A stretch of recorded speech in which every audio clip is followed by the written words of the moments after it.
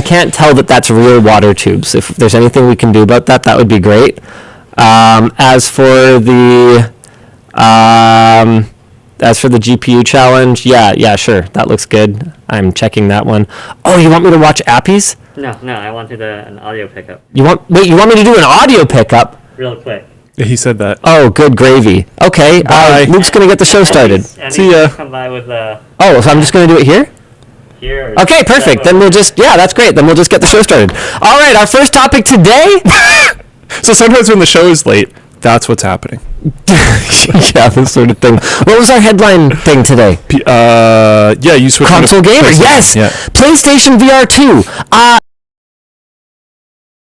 Hey, are reviews up yet, or like what's the deal? What are we allowed to say? It's out? It's out. Oh, people can buy it. People have it. Then I can talk about it, right? Yeah. I tried it. Have you tried it? No. Oh, there it is. Yes, PSVR 2. Luke. It's enough to make me want a PlayStation. Really? I want a PlayStation for the first time since the PS2. Wow. Yeah, like I wanted a PS2 because I wanted to play like Final Fantasy. Have you tried the new Facebook one? The thinner one? Yes. The like professional one? Yes. And this is better. Oh, dude. Oh. It's OLED. Oh. It's OLED. Oh, I forgot about that. OLED. That's actually pretty sick. I remember seeing that in the specs and being like, damn. That's okay. Cool. It's exactly as damn as you think it is. You can have a look. Am I trying this? No, I mean you can try it on. Okay, I'll show you the adjustments. Okay. So there's two adjustments. This button at the back pretty normal. Pulls it like that. Okay, and twist to tighten. That do be how your headsets work. And then there's one here that goes like that. Okay, so a little something like that. Oh, the screen though. The screen. We've got a full review coming soon where we try a bunch of different games and do like a short comparison against what kind of VR setup you could build, like a PC VR setup that you could build for the same price. But this thing is exciting. It came out this week. Last week, Sony released a full official teardown showing off the new hardware. And based on the specs and based on my experience, the PSVR 2 is a significant jump. 4.1 megapixels per eye versus 1 megapixel per eye. HDR display. Yeah, OLED HDR, Luke. HDR OLED. Cool. And pupil tracking.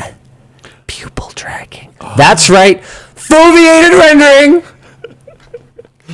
Games look so good in spite of the, on paper, lower graphical performance of the PlayStation 5 compared to a top-tier PC. This puts it miles beyond anything else that's in an equivalent price range, which is $550 in terms of visual quality. And pretty comfy. I gotta tell you this, okay? I've never actually used eye tracking and foveated rendering before. Yeah. I have used eye tracking before, and I know that it's can be pretty fast. It can be pretty okay. It can pull at rates of well in excess of 100 hertz, which is, pretty good. But the eye moves faster than a lot of eye tracking technology, and my concern was that with foveated rendering, which I guess I haven't explained yet, what they're doing is they're tracking where you're looking, rendering just that spot. I think it's 4% of your field of view is actually not sure, high res. Yeah, it's small. And then everything else is kind of junk tier. Even if it was in focus, it would be junk tier, right? So what it does is it takes that spot you're looking at, renders it at higher quality, and then everything else kind of goes to crap. And I couldn't tell if it was working from inside the headset 100%, someone's saying. Because it's so fast. And Alex and right. So if you think something in your peripheral is poorly rendered, so you go to look at it, it's nicely rendered by the time you get there. And I thought it just wasn't working. I thought everything was just rendering at full quality because I'd intentionally look, right? So, but then Alex was my spotter, and he had a TV set up capturing the experience. Okay. And we played a little game where I said I was in Horizon, whatever the Horizon experience. Oh, he had to try to guess where you were looking? He had to guess where I was looking based on the render quality, and he's just like, yeah, there. And there, and there. And so I'd look, and I'd try to beat it and see the lower. I couldn't do it. That's kind of cool. It's incredible. Horizon Call of the Mountain, is that it? Yeah, that's the one. And it is, oh man, it's just, It's moving in the complete opposite direction of what Meta's doing with their VR headsets.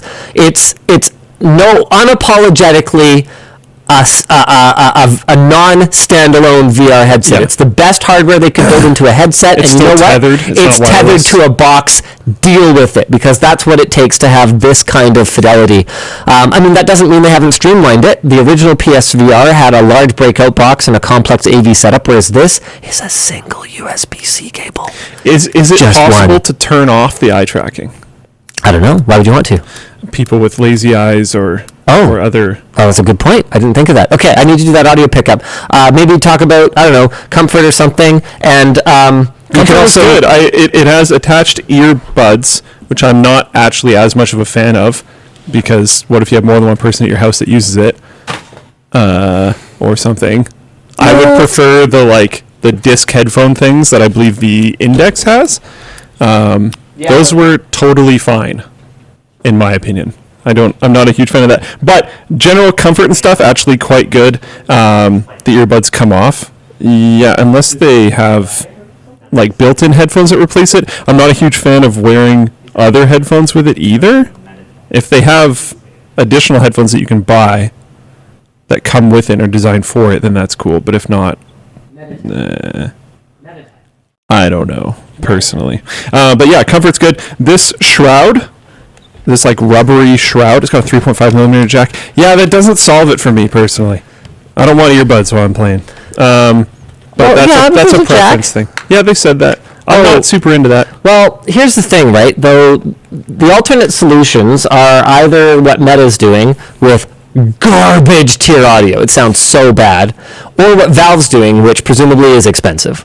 Oh, okay. Like the Index costs twice as much as this. Still! And it doesn't even have an OLED display. Man, and the screen door, break them out. the screen door effect, negligible. My understanding You can is still see it, I'm assuming? there are actually headsets out there that are slightly higher resolution, but it's real good. It's real good. And the persistence is so low. Like, I got the headset on, I'm going like this, and I'm like, wow, this is amazing. There's like no smearing. I'm just going to go like this. This is my new game. This is, No external beacons. No. How's the tracking? It's okay. I hope that Valve stays full purist and sticks with outside-in tracking. I literally wired up my house for their base stations. My ceiling in my rec room has 12-volt power run inside it so that I can always have 4 base stations. I am a one of a kind. I suspect nobody else has actually done that.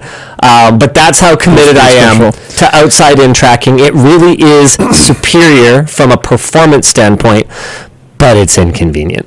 I will say, for a tethered experience, the single USB-C cable with no breakout box is pretty sweet. Because I'm used to like this like thick cord of like 3 different cables coming out that has to plug into some like junction box at some point and then go into your computer and like 3 different plugs to the point where you might be like maxing out the USB on the back of your motherboard, whatever, like blah blah blah. It's super annoying. Just having one cable is really cool. I'm totally down with that. Yeah. Oh man, 120 hertz. Oh. It weighs adjustments. It weighs less than the previous one, and it did feel light. Actual IPD adjustments. Very cool. Yeah, I'm excited. However, how are the new controllers? Great. They're right here. Oh, hey, what's up? Yeah, I'm okay. They're a little heavy, like rotationally. Ooh. I find that my hand's too big. This is kind of bulky, and there are definitely some things about the headset that are Japanese designed. That's one of them. Got it. And I personally found that my I actually find that very uncomfortable. Roman nose was not super compatible with the headset. You tried sliding it out though? Yeah, but I don't like that. I like to have the headset tight against my face because I play games that require a lot of moving around. And light leak sucks. And well, the light leak is really good on it, actually. I did notice because the rubber thingy, but still, that is usually a reason why you want it closer. But for me, a big part of why I want it closer is just so that when I move my head, I'm not I'm not feeling that drag, right? Yeah. It's like less leverage for it to move around on my face, right? And so I someone said try pushing buttons. Yeah, even the trigger is like hard because the bone of this part of my pinky. Luke Cam.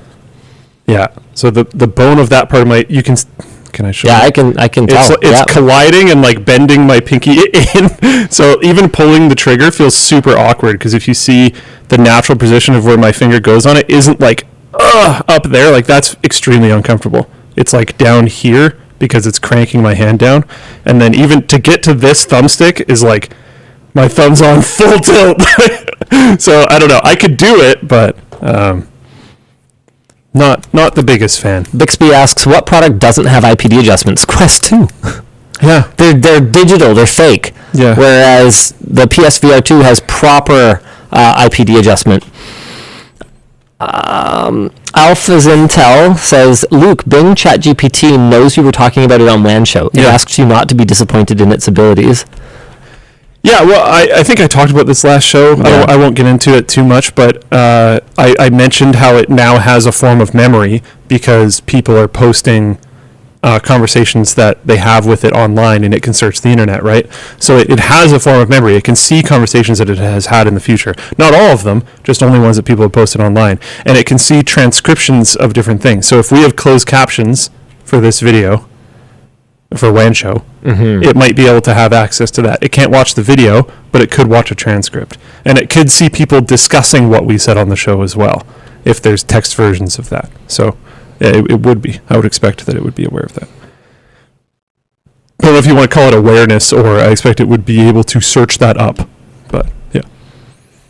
Oh, okay. This is interesting. I was just poking into, people are talking about using the PSVR 2 on a PC. But the creator of the iVRE driver, which is a way to use the original PSVR on a PC, basically says, yeah, I don't think this is going to be that easy. He goes, you'll be wasting your money. There's no guarantee you could ever use it on a PC, and quite a good chance you won't be able to. The original PSVR is electronically equivalent to a monitor, so it is relatively simple to get a video signal up on it. Reading sensors, etc., took a lot of reverse engineering and at least a year from release before anyone figured that out. Took a couple more years before it was usable as a PC VR headset. Yeah, and it's still a work in progress with tracking controllers with the original hardware over 5 years from release. Wow. Okay. Yeah, I wouldn't expect that to be a thing. Yep. Okay, that's fair enough.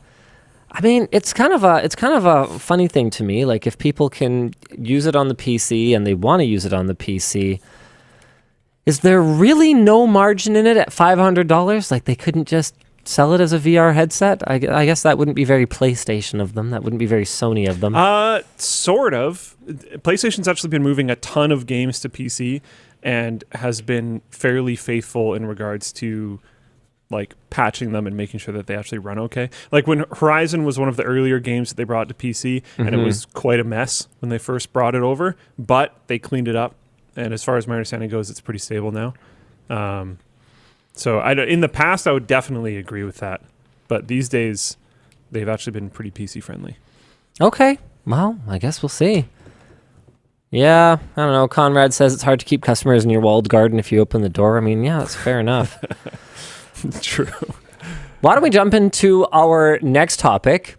Who wants to pay $144 a year for Facebook? After the massive success of Twitter Blue, Mark Zuckerberg has his eyes set clearly on generating revenue from his user base through the Meta Verified program, a monthly subscription with a cost of $12 that does what? Okay, it covers Facebook and Instagram, includes a blue badge, increased search visibility, exclusive stickers for stories, direct customer support, and 100 free stars, a currency that can be used to tip creators.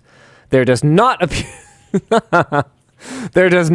appear to be any reduction in ads or data mining. What a deal, Mark. Sign me up. I love it. Can we never normalize this, people? It seems to just be a brand thing. Like, never. Can we never, ever normalize this? Can we always make fun of people for paying for Twitter Blue? Please. Would you normalize it if it did do what it says at the end? If it did reduce, or let's say it removed ads and removed data mining. I wouldn't believe them. Yeah, fair enough. All right. Let's imagine that you knew without a doubt. That Forget the data mining, because I don't believe them. But we can talk about ads. Okay. If I never saw an ad on Facebook or Instagram again, I wouldn't pay for this because I don't remember the last time I opened up Facebook or Instagram.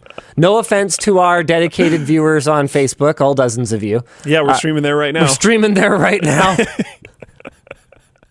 I don't think either of us have ever seen that page. Nope. 41 people are watching on Facebook. Oh, very nice. Nice. Sup, boomers. Hello, fellow boomers. 39. They're leaving in shame. And I took that personally. Don't observe us. Yeah, so Facebook. No, I wouldn't pay for it. But let's say hypothetically that it was a service I actually used and cared about. Yeah, I don't know, $12 a month doesn't seem that outlandish. Why would you pay for it though? As a normal user, what does it even give you? As a company, have you seen how many ads there are on Facebook?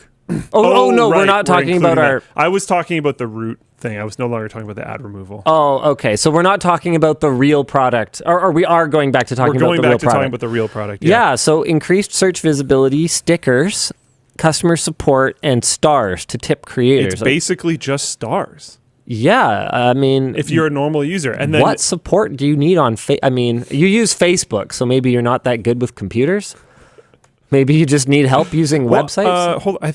I interpret that as the other way around. Direct customer support. Yeah, maybe you are right. Wow, that's an advertised major feature? I mean, if you need customer support, you should just contact them, right? I assumed that was some way that like brands could interface. Yeah, maybe I've got this wrong. Maybe it's completely the other way around. I kind of hope so, because if they're like, hey, yeah, we'll give you customer support for this thing that you're paying for, I would hope that's not like a thing that they advertised. Yeah, guys, I mean, hit us up. Which one is it? Meta support also means Instagram support. We recently lost a company Instagram account because they don't have support for unverified users. Yeah, so it sounds like it's very company focused. No, it sounds like it's user focused. If you're a user and you like lose your account, but they you said should that's be a able to get company support. Account. Yeah, but because it wasn't verified. Well, I mean, just mean anyone who lost their account, whether they're a company or an individual user, would be pretty bummed about it. Sure. And being able to contact support, but that's terrible. You should just have support for users. I don't disagree. Unbelievable. This is worse than I thought. And it was already laughable. Man. Shortly after, okay, so they're not the first to jump on this. Shortly after Twitter Blue was launched, Tumblr started selling what they called important blue internet checkmarks that officially do absolutely nothing for a one-time cost of $4 each. They apparently made $250,000 in profit, a quarter-over-quarter increase of in-app purchases of 125%. As of a recent update, the checkmarks are now rainbow-colored, apparently. Tumblr user Carpy Suns. That is actually unironically what I called them when I was a kid. You know those little Capri Sun pouch drinks? I called them Carpy Suns because I don't know, I guess I had a little bit of the dyslexia. Anyway, Carpy Suns apparently spent $120 on check marks, which is amazing. And back to sort of the inspiration for this, Twitter Blue. According to the most recent available numbers, only about 0.02% of active Twitter users have a paid subscription of any kind. I would have guessed it would have been somewhat similar. Honestly, if you look at conversion rates for users to external things, like say Patreon, Floatplane, Nebula, whatever, I think it's actually usually a little higher than that. Yeah, that's because there's no real value for us. But it's blue pixels. But yeah, considering how much you get, that's probably about where I would have slapped it. Like, I mean, Floatplane is actually like we sell it pretty hard these days because it's a pretty darn good value these days. Yep. Like here, but I'm saying like you get a lot if you subscribe to some creators. Well, I guess it's up to what the creator is offering. But a lot of times I see you get a decent amount of value if you subscribe to someone's Floatplane or Patreon or whatever else. Considering what you're getting for the Twitter blue check mark. How quickly could the Floatplane team make like whale check marks? Because people on Floatplane are asking for them. Verified blue I've got whales. offers for like $15 here. You're already paying. If they want to pay more, Luke, can we get a tier that has a check mark? You can subscribe to the Supporter Plus tier. Then you get 4K. No, we need Supporter Plus Plus. Supporter Plus. We have a product the Creator Warehouse team is working on that has a size that is extra medium. There's something in between medium and large, and we didn't know what to call it. We might fix that before we actually Why do you guys launch. want this? Oh my goodness. We'll check in if you guys still want it in like a while when we have bandwidth to work on something when like that. the memes are over. Yeah, when the meme is dead, I'll check in if you guys still want it, and then we'll see then. Yeah, we'll call it the Take My Money tier. Yeah. No, I mean, it'll have to be whale tier. It'll have to be whale tier. We'll come up with some other stuff that we can bundle in or something like that. I mean, we do care about providing actual value. Like even the whale tickets at LTX, it's 10 grand, but it includes like a $5,000 computer. And don't you get a hotel room? Yeah. Yeah. Yeah. So like, there's value in there. We would need to. Yeah, they would have to have value. Yeah, I'm totally down with there being. I mean, this is up to you guys technically, but I'm totally down for there being like more expensive tiers that are offered. Yeah, the problem is it should like make sense. I don't want waste. Like people are suggesting like free merch every month tier. And my problem with that is what if it's something you don't want? Yeah, we don't want you to throw stuff away. I don't want to ship waste around the world, right? Like it doesn't do anybody any good. I'd rather you guys just... In general, I usually would say you and I, but I think in general at the company, we are not into the idea of fast fashion. We're building things to last. You should be able to keep said thing for a while if you have it. We don't want to just create garbage. It doesn't seem good. I don't think there's an argument for just genuinely creating garbage. Yeah, I just am not that into that. Yeah. I mean, the main value is the exclusive content. We've got extras from the XQC build. We've got these are really fun. We've done a couple of mini moving vlogs for the move over to the lab. The team is doing such an amazing job. We're doing, I think, at least two exclusives per week. So we've got Linus reacts to Dennis and Vance switching roles. There's an update that is going to be going into beta, which is something we haven't really done before, but users will be able to opt into beta to be able to use it. It's not out yet, but coming relatively soon. That is going to make it so that when you click on, if you go back to Floatplane really quick, if you clicked on that right there, it would expand downwards, and you would be able to see a bunch of sub channels. So like MAC address and tech cookie and short circuit and all that good stuff. So you'd be able to effectively filter to the channel as if it was on YouTube, but then there can also be other things like Floatplane exclusive or whatever else. So that's coming. So that'll be easier because people have brought up that. I mean, you can just type in the search like Floatplane exclusive, but people don't like typing, I guess. So we will bring a new solution. But yeah. Oh, also, while we're talking about those types of things, merch messages. People have commented many a time, including I, that you can't do merch messages if you use Shop Pay. So if you use Shopify fairly actively, it skips past where merch messages which is pretty annoying for people. And you should explain what merch messages are. For those of you who are new, merch messages are down here instead of Twitch bits or YouTube super chats or whatever, where you just throw money into the ether and then maybe we acknowledge your message, maybe we don't. Merch messages are a way that you can send in a message to the show like this. Hey, how'd you decide on Laszlo Supernova? I think Edsel was a fan and got in touch, and we had a relationship with Monster Cat, and basically Laszlo agreed to do a slightly customized version of the intro song for us that exactly matched our animation, and it, I don't know, it was so good and it was so iconic that we just kind of kept it forever. I mean, I can still jam out to it, and I've heard it so many times. We have stopped using the intro, as Dan noted in the response there in every video, but we do still use it sometimes. The issue is just that if you're throwing away like 7 seconds of retention right at the beginning of the video, there's... Of highly valuable retention, too. Yeah, it's just... The branding is great, but the effect on viewership of not just that video, but your entire library is not positive. So it's something that we've started to shy away from. Anyway, what was I talking about? Merge messages, what they are. Right, merge messages. What they are is a way to send in a message to the show. And if we don't get to it for whatever reason or, whatever, at least you get your order in the mail. So you get a hoodie do you have a right to repair pin plan? That's a really good idea. Hey, Dan, do you mind firing that over to Sarah? Righto. And then maybe she could do up something like that. Basically, that'd be awesome. Instead of the only thing that you get being a chance for your streamer person that you're watching to respond. And to enrich Google or Amazon. Now you definitely get something. Yeah. And there's a free added bonus that genuinely costs nothing that we might respond. Yeah. So it's cool. And, we launched a new product today. Man, we're getting all this out of the way here. Oh, wait, okay. But the clarification there is where it happens has changed. It's in, I believe, the cart now. So everyone can see it all the time. Doesn't matter if you're using Shop Pay. Doesn't matter if you're wanting to use Apple Pay that came up last time, whatever. You can all see it. So it works. Awesome. Love it. And we launched a new desk pad.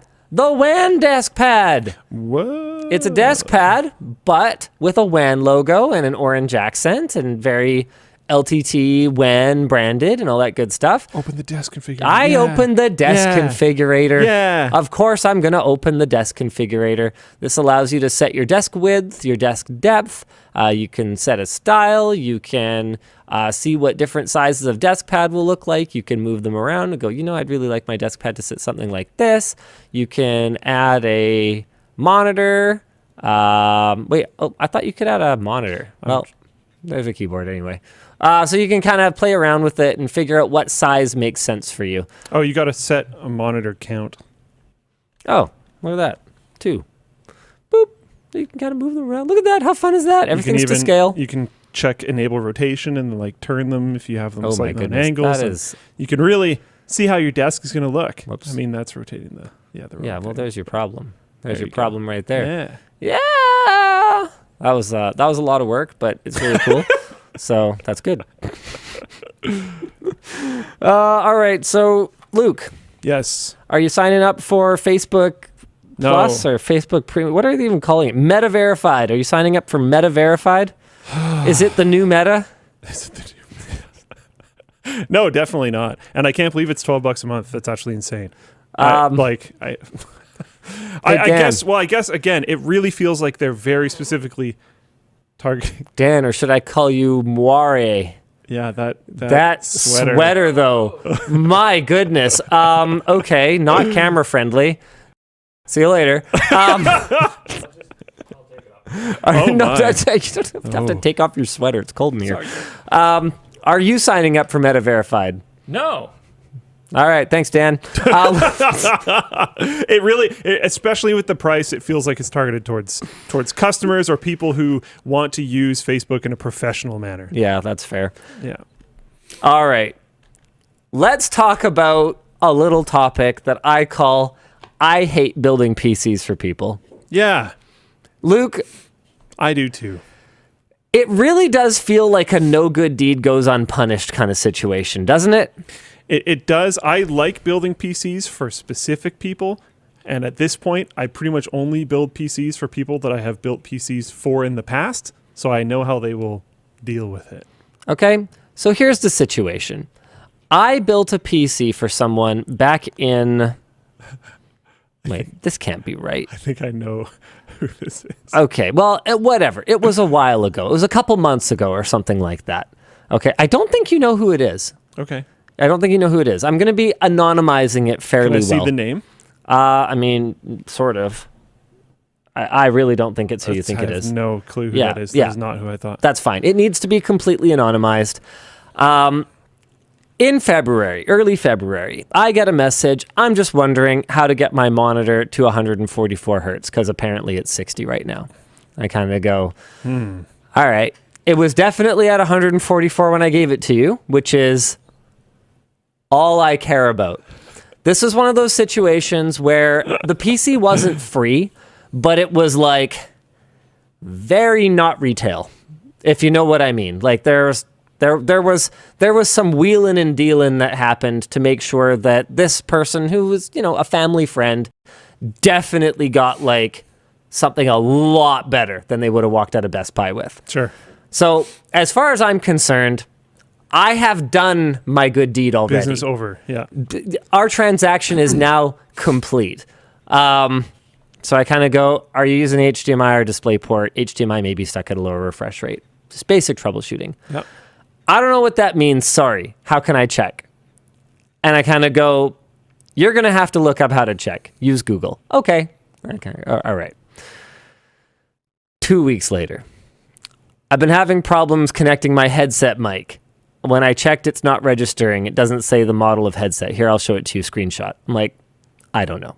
If I was in front of it, I might be able to figure it out, but you might just have to find some troubleshooting guides. I get no fewer than 1, 2, 3, 4, 5, 6, 7, 8, 9, 10, 11, 12 messages over the next 3 days that go as far as, I'm pretty, okay, I really think this is urgent. Please reply to this quickly. I can't do anything on my PC. And I'm sitting here going, what's my incentive to do a favor for anyone at that point? Like I don't. I want to try. I found a website called Let Me GPT that for you. Let me GPT. Okay, we're going to Luke's screen.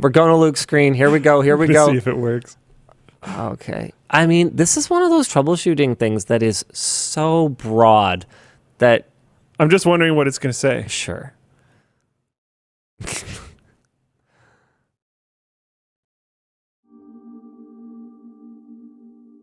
Yeah, all right. I mean, this is good troubleshooting so far. Is this Bing or is this ChatGPT? I'm assuming this is ChatGPT. Okay. I don't actually know. I've never actually used this website before. I was just thinking like, it has to exist. And then, yeah, it did. Performing Google search. It must be, wait. What? Okay. It's scrolling down. What is this? What is this bot doing? It clicks the first hit for you? This is maximum tier snark. I don't know, man. Wait, it just moves it there? I have to click on it? You have to click it. Amazing. Okay. That makes sense. That would probably violate Google's T's and C's if it actually clicked a link for you. Yeah. Hilarious. All right. Interesting. Anyway, I feel like this is one of those am I the asshole things, right? For basically just saying, so my response to this wall of text is, sorry, I really can't dig into issues like this. If there's a problem, you'll have to shut it down for now and take it to a computer shop. Or you can try and fix it yourself. I didn't have anyone to help me troubleshoot, and things usually worked out okay. Tongue smiley face. A little bit of sass on the end. A little bit of unnecessary sass on the end. But here's the thing. I mean, okay, have you read these articles? And I've heard anecdotally from a couple of people I've talked to this about recently, one who's a teacher and one who worked in an office. And I've read articles about this too, that apparently the younger generation, in spite of growing up with computers, is entering the workplace with fewer functional computing skills. They grew up with less computer problems because things worked more often. So that's the thing, right? Is this just tough love? That's what I thought I was doing. Like, look, no.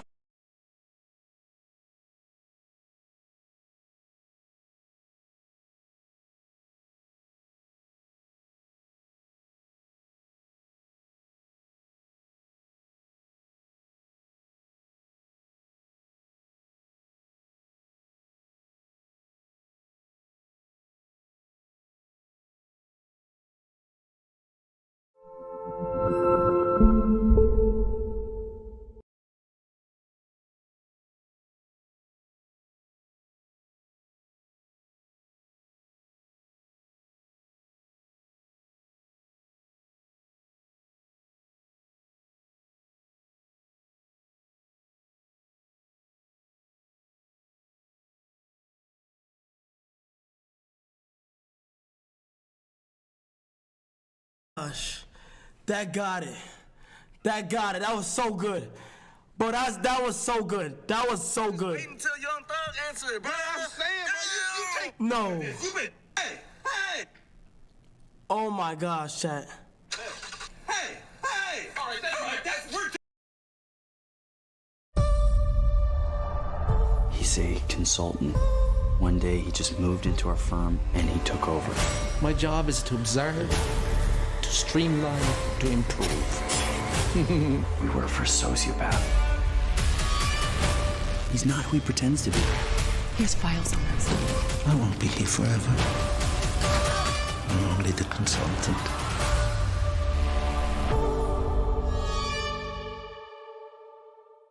On their own, and every once in a while it'll be like, you know, like 3 or 4 years or maybe a little bit more, but they'll be like, hey, like, you still down?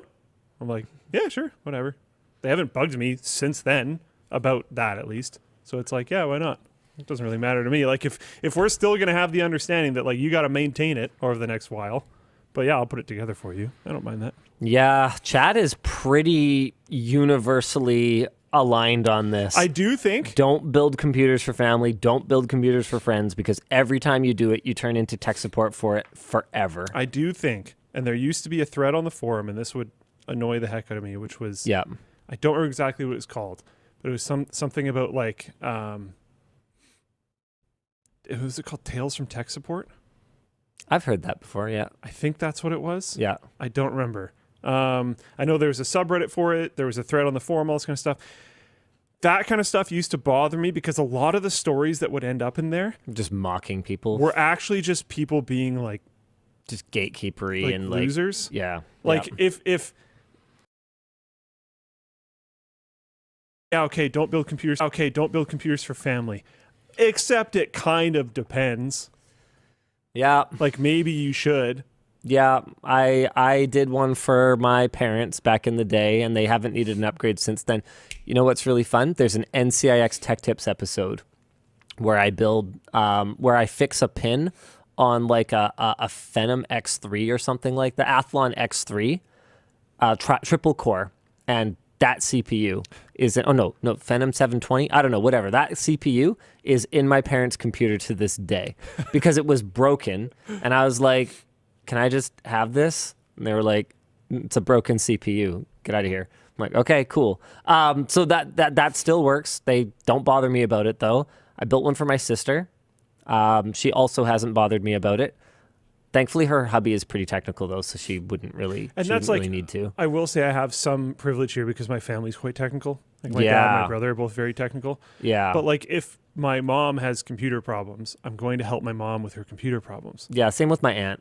Like there's and I'll like write down on the all the steps on the piece of paper, or I'll record a little video for her of like how to do it and stuff. Like if this is a family member that you only ever have contact with when they have computer problems, that's the worst. That's one thing. That's its own kind of realm. I have one of those, an extended family member who I literally hear from once every year or two when they want to ask me something about a computer. Yeah, see, like that's annoying. Yeah, but if this is a family member that you're in like pretty consistent contact with, or like raised you, or whatever else, like, or tries to help themselves. Yeah, that's a huge part of it. Is if I don't have to explain the same thing over and over and over again, I have a ton more patience for it. Or maybe they're super not technical, but they like gave it a shot, just couldn't figure it out.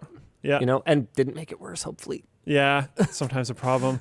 But like there's things like that where it's like, man, like just get over it. There's also other ones that I used to find in those threads, which were people literally just complaining about the fact that they had to do a job. Like they were, that used to drive me nuts too. They would like be in technical support at a company, and then they'd be like, these idiots have computer problems. It's like, yeah, it's why you're here. You're welcome. Yeah, like what do you want? Like stop complaining. They have like things that they would rather not do at their job as well. I don't know. Those types of things used to bother me. Like, don't complain about helping people that help you. Yeah. Like it should be a cyclical thing. If these people like raised you in a not completely terrible way, maybe I'll caveat it with that. Yeah, based on how you turned out, I don't know if you owe them any tech support. Wow, rude. I think I owe them lots. But yeah, like if there's I don't know, just don't be super salty all the time about doing good things for people. But if people are just trying to extract value from you and they don't care about you at all, et cetera, et cetera, et cetera, don't deal with that either. Yeah. I think both of them are valid stances. I'm holding the line. I'm basically just going, yep, if I could figure it out, then you can figure it out. And if you can't figure it out, then I already saved you hundreds of dollars. You can take it to a shop. You already did a lot. So I'm over it. Yep. All right. That's it. Next up. Do you really care that much that I rage quit a video game? That's a headline topic to you. I don't know. Sure. None of these other things interest me. I would have tried to submit topics, but I was genuinely getting concerned partway through the week because I was like, nothing's happening. Nothing's happening at all. What are we going to talk about? There was a minor continuation on the Microsoft, Sony, and Activision Blizzard thing, but that's been going on for a million years, and I think people barely care until it gets finalized. Do they actually get to buy ABK or not? And it hasn't been finalized yet. So how about Canada may force Google and Meta to pay for Canadian news? Is that interesting? Because we've already talked about this at least 2 times. Well, there was when Australia started doing it. We've already talked about Canada. And okay. I mean, I think it's worth talking about. We can go into it. Yeah. Look, it's still a maybe though, and it was a maybe last time. Writer is there. It's not her fault. Are you gonna look right at her and not read this? I can't. She can't make things exist. You can't knock on NVIDIA's door and be like, "Hey, do something controversial. What do you think's for the Wayans show? Unlaunch a GPU." I don't think the writing's bad. Just nothing happened. For a period of 5 weeks, Google will be testing blocking links to news articles from appearing in searches for around 1 million Canadian users. The test is a response to Canada's proposed Online News Act, which would obligate them to pay for links to media content that appears in Google searches.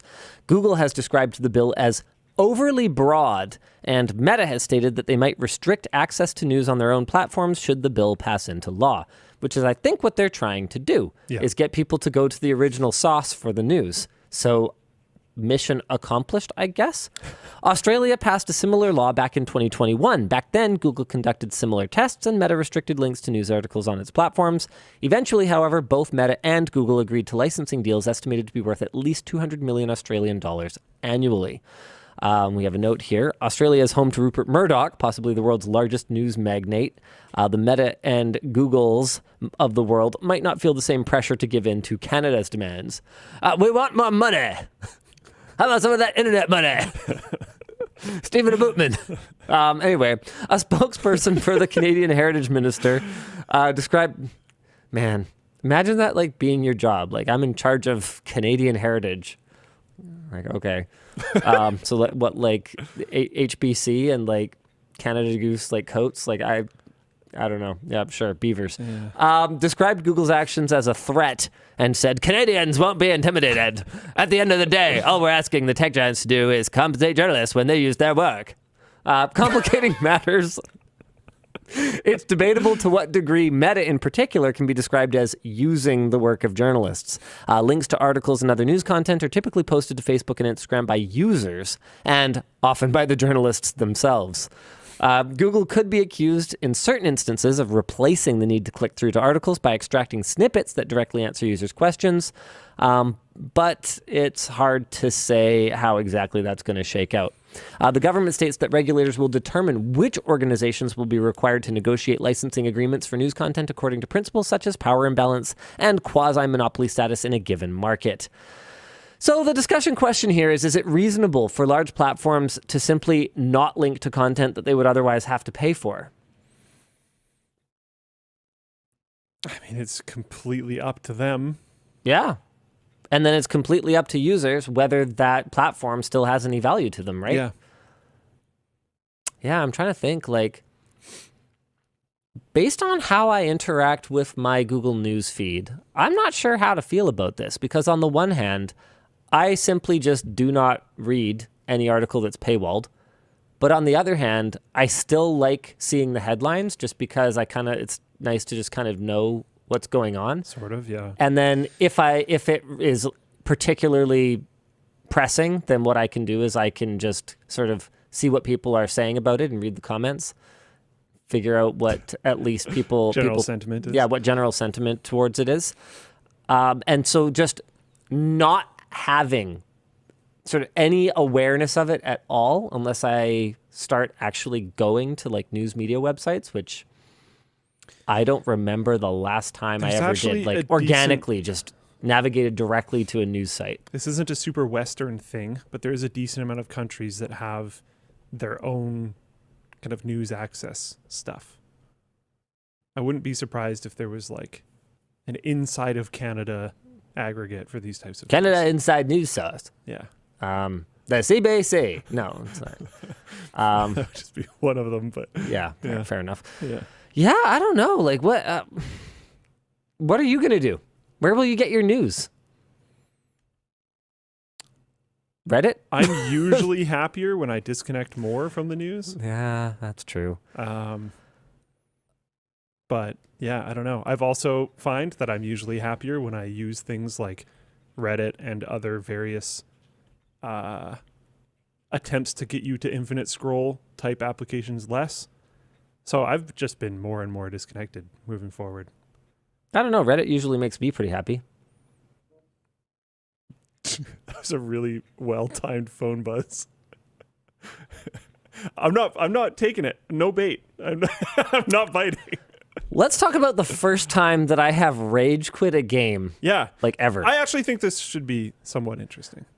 I recently purchased an Apple TV and an Apple Arcade subscription for Also, one game. Talked about it many times on WAN Show. Yes. There was a lot of excitement for this. Yes. And it was the follow-up to what? It was, well, it's not a follow-up to anything, but it's a very like studio or something? traditional style RPG, like JRPG, and the team behind it, which includes Hironobu Sakaguchi of Final Fantasy VI fame, sort of like one of my favorite games of all time. Also Nobu Matsuda. I can't remember how to pronounce his last name. I'm sorry, but the composer for basically like every Final Fantasy game ever. So they're on it. A bunch of other folks from sort of that era were like, okay, for both of the two headliners, they're kind of going, this could be our last game. Let's do it traditional style. It's called Fantasian. And it's Apple Arcade exclusive. I eventually gave up on it ever coming to anything else because I realized, holy crap, Apple funded the whole thing. This wasn't a licensing agreement. They actually just funded the game. It's also, just for user context, on the Apple App Store, it is rated 4.7 out of 5. Yep. On RPG Site, I don't know what that is, it's rated 9 out of 10. And then Google users have given the game a rating of 94%, or 94% of users liked the game. I guess it's a Rotten Tomatoes style thing. And it's absolutely beautiful. So the environments are actually done in dioramas. So these are all miniatures. Oh, wow. And then the characters and elements of the game that you can interact with, like chests, like even like the fight environments are all done in diorama form. It is gorgeous. It's utterly unique. Like, is this an actual diorama? Yes. That then you have digital characters that that move then they around scan. They scan it, and then digital characters move around with it. That's in it. pretty cool. Yeah, it's beautiful. It's a cool idea. It definitely has some problems. I wouldn't say that it takes a particularly enlightened approach to its female characters. For better or for worse, it's a very traditional JRPG, but that's, frankly speaking, not what put me off of it. What put me off of it was the fact that it was mobile first. Now, you might be wondering, if that was the issue, why did I put over 30 hours into it? And that's a fair question. Well, you were pretty dedicated, right? You were excited for it for a long time, and you bought the whatever. I bought it was. hardware in order to play it. Yeah. But the problem is not anything to do with controls. It had full support for controller. Everything was perfect. And I actually spent the vast majority of my time playing it, or actually all of my time, because that was where the Apple TV is, in the theater. So I was playing like on a big screen, no problems. Yeah. But I reached about the midpoint. I think it's the midpoint of the game. I think it's late in part 1. I mean, I don't know because I am never going to finish the game. I reached the point where the boss fights started to become hideously unfair. And the vibe that I'm getting is, whether this is because it was designed for mobile to keep you playing endlessly so that you'll keep your Apple Arcade subscription, or whether it's because it was designed for an all-you-can-eat platform instead of to be sold for $59.99 or $69.99 on a platform like Nintendo Switch, where they'll actually get like an enormous amount of revenue that's really easily attributable to this game. Or whether it's because Apple just doesn't really understand gaming and didn't invest money in certain critically important aspects of the development process. Whatever the reason is, the game basically falls apart in terms of difficulty curve. And it's not just difficulty. I don't mind playing a difficult game. I don't mind sitting in a boss fight for 45 minutes. But what finally made me just put down the controller, turn off the system, and walk out of the room was this fight with some spirit wolf thing or something like that, that basically, I kid you not, you can be half an hour, 40 minutes into the fight, and just with a couple of bad RNGs be at a non-progression bug, essentially. Because one of its ability, okay, so it's got a few abilities. First of all, a problem with the game in general is that your party is 3. Which means that if anyone gets knocked, it is now 2 turns to be back to health, which is a full cycle of your buffs wearing out and their debuffs wearing out, where you cannot do anything. So you have to like reset. Right? Plus, whenever anyone gets knocked, not only do they lose any buffs, but they also get knocked in terms of their turn position. So they lose a turn. You can't just pick them right back up and then go, okay, but they get a turn, now they can heal, and you're back in the fight. So this particular boss has a 1-2 where it can knock one of your characters, then take another action. That other action can be to summon minions. Those minions then get turns right away before you can pick up that knocked character, where they can also summon minions. I believe it can summon up to 9 total minions. And then randomly, that boss, or not randomly, but every once in a while, and it does seem to be a little bit RNG, it can cast a barrier spell on itself that takes 20 hits to wear down. Now, what's really interesting about this barrier spell is that when it casts it on itself and all minions at the same time. Oh, God. Now, you have a lot of your attacks like cleave everything? You have multi-hit attacks. Yeah. The most you can do is 8. But in that fight, one of the characters is locked. So normally you can actually cycle your characters during a fight. There's so many cool game mechanics. Like the ability to use your entire RPG party in one fight is super cool. And there isn't like a turn wait penalty to it or anything like that. You can just use your entire party in any combination you want in any battle, which is kind of awesome. If one of them gets knocked, no, you can't swap them. You have until to res they get them and brought then up. swap them. Got it, yeah. And so I can see why they make you wait after someone's res, because otherwise that would be a super that cheap makes move or sense. whatever else. But honestly, the boss fights are like so long that, I don't know. I'm pretty sure they could have balanced it if they really wanted to. Anyway, the point is that you have one character that can hit for 8. And that character is not the one that you are locked to in that fight. So you must have at least these 2. And then you can essentially swap out the other one. And then the most you can do with anyone else is maybe 3 or 4 in one go. And that would be to sometimes multiple targets, sometimes to a single target, but that 8 one is a single target. Now, you can only do that, obviously, if you haven't had someone one-hitted and then have to spend a cycle picking them up. How often does this one-shot happen, and is it avoidable? Pretty often, no, it's not avoidable. And you were asking about cleaving the barrier. The answer is no. You cannot eliminate the barrier. You can cast barrier. That'll absorb up to 5 hits, but most enemy attacks, other than just like a basic strike, will eliminate your barrier. It'll absorb some damage, but it'll be gone. So it's an imbalanced barrier mechanic. It can cast it, as far as I can tell, whenever it wants on its entire supporting party. And so what happened was I knew about the barrier thing. I knew that it could hit itself and the other wolves around it, but I'd had pretty good luck clearing out the crowd and making sure that it couldn't hit a large enough crowd with this barrier thing. And then finally, I lost it a couple of times, even though I am at the recommended level. And finally, I had one where it actually cast barrier. I should have taken a picture of it because it would have been kind of funny to show you. But it's this entire army of completely invulnerable opponents until I can hit them each 20 times. And I'm just sitting here going, if they play tested this at all, that's not fun. That's not fair. There are strategies you can use. Like I looked it up, old school style, right? Okay, how do I beat this boss? And it's like, oh, okay, this one character has an ability that if you happen to invest in that branch in the tech tree and you've played around with it, you'll know it can be useful for this. And it's like a vacuum. It's like a suction ability that takes all the enemies and puts them in one place so that your multi-hit, so that essentially you can hit them all in one go. Except even that didn't solve it because I cheesed it. I looked it up and I was like, okay, I'm going to use vacuum. But now I must have a fixed party. I have to have the guy that's locked, the guy that can actually hit for multiple hits, and then I have to have Vacuum Buddy, who's essentially a chemist, which is like fine, but not great DPS. And oh yeah, did I mention the boss has like a ton of health? So it's going to be a long fight no matter what you do. So you can cheese it with this, but guess what? Vacuum doesn't have 100% hit rate. So even when I cheesed it, I missed like 3 of them on a vacuum, and then it cast barrier, and at that point it's unbeatable.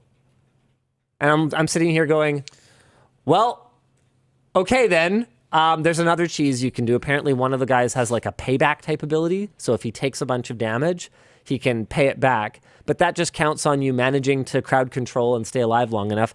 Now, the obvious solution to this, grind a few levels. Once again... Which is why you think it feels like it was incentivizing staying on the subscription. Oh, it gets worse than that. Once again, the mobile subscription nature of the game rears its ugly head, but this time because it was intended as a multi-part release, right? Like I waited. I'm like, I'm not playing part 1, then part whatever. I want to know how many parts there are, and I want to sit down and I want to play it in one go.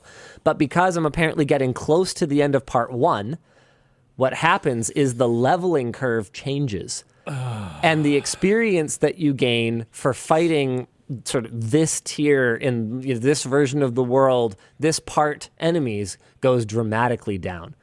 So if I was to try to grind it, I could be playing for hours and hours and hours just to do a little bit more damage against this thing, when the problem isn't even that I'm not doing enough damage.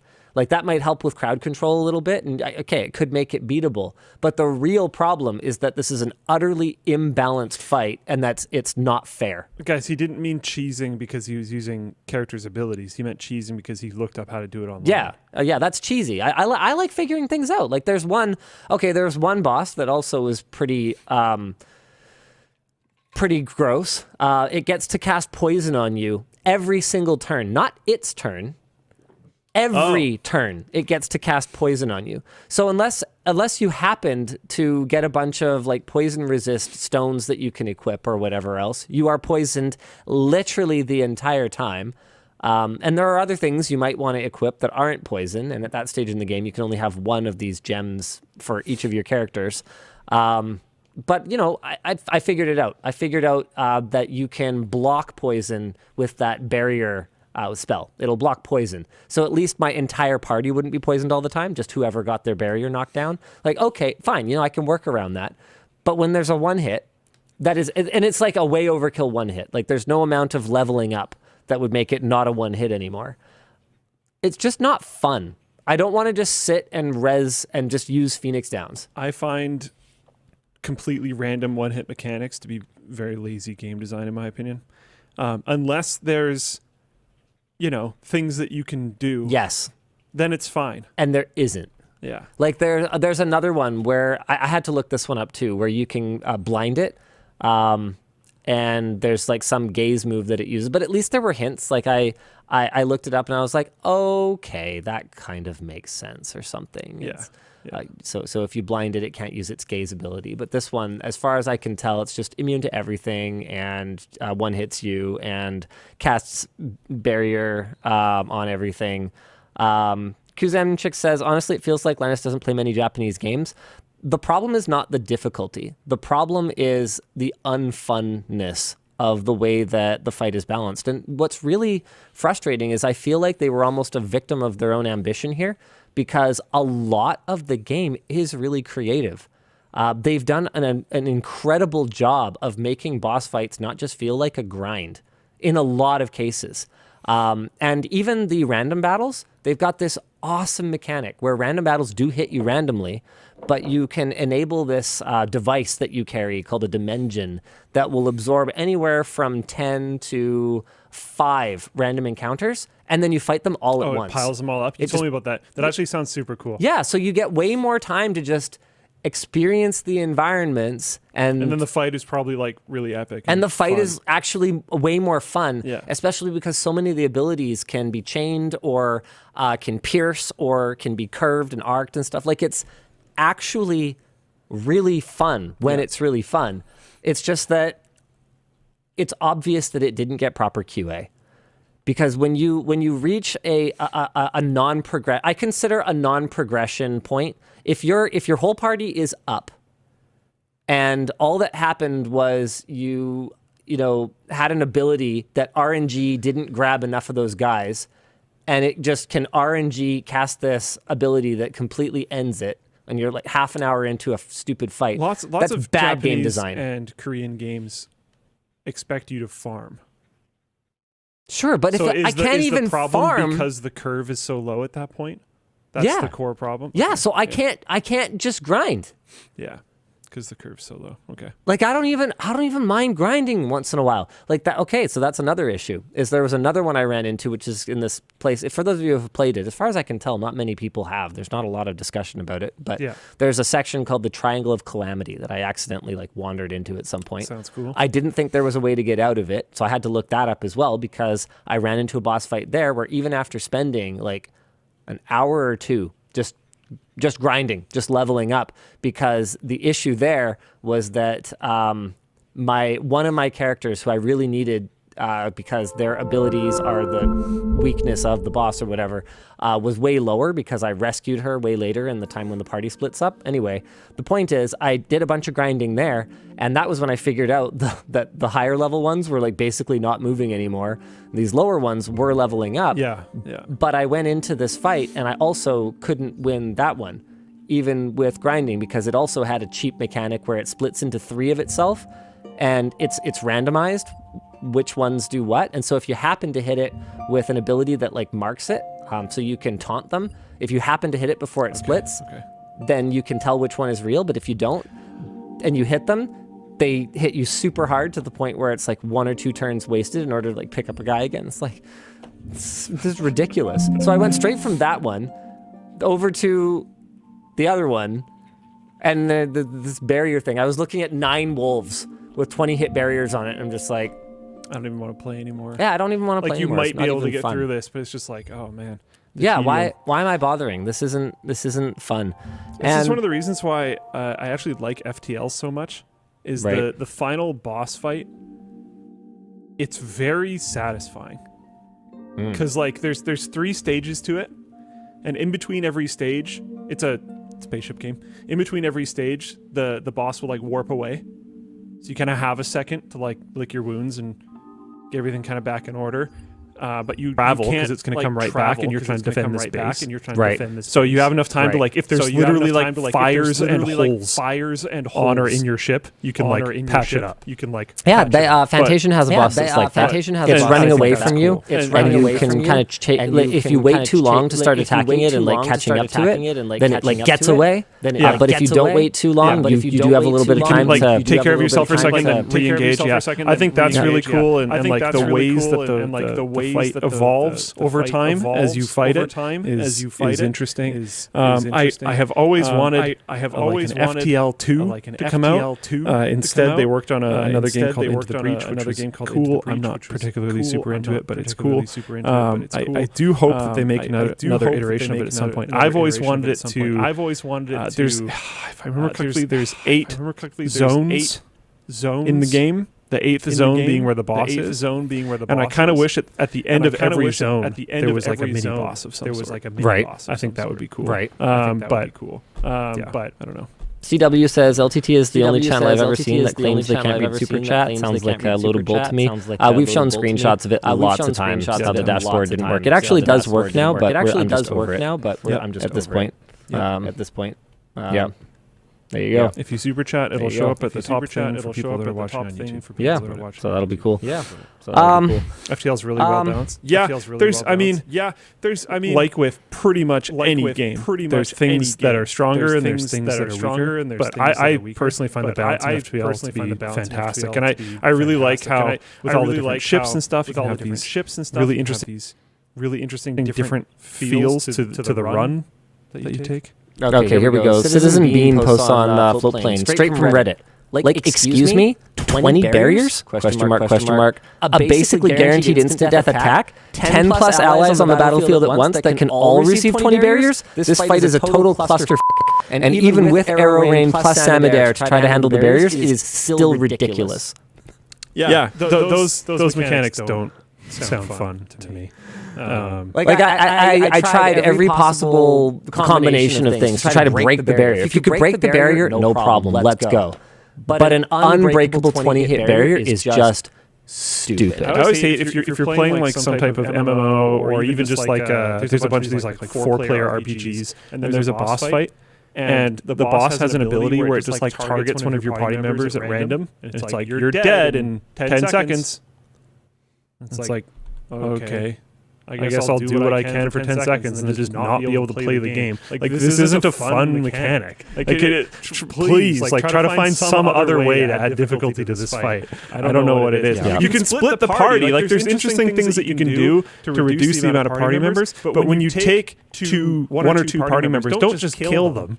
Put them in like a different scenario. Make it so that there's like some hallway they get like teleported back or something and have to solo fight through this hallway and to regain with the party, whatever it is. I don't know. There's other things that you can do, but like Twitch chat's having a pretty good moment over here, asking if I tried suplexing the boss or casting Vanish in Doom.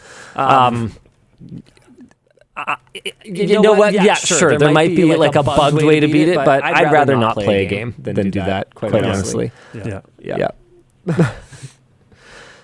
So yeah, I don't know. It made me really sad because it was a game I really wanted to play, and I feel like it was doomed to not be as good as it could be because of what it is and because of how it was funded. Okay, so I was going to say, if you had to pick one or the other, do you think it's more the funding, lack of time, lack of QA? Absolutely. So you don't think it's more the mobile design? No, the creativity was so high. The mobile issue is, well, they're part and parcel, right? It's built for the subscription model where revenue cannot be easily attributed to that title.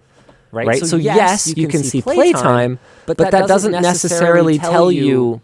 And like, I don't know how many people are subscribed to Apple Arcade, right? I suspect that it's a lot less than this would have sold if it had come out as a dedicated release for Switch. Oh yeah, in terms of revenue. I mean, these are industry legends.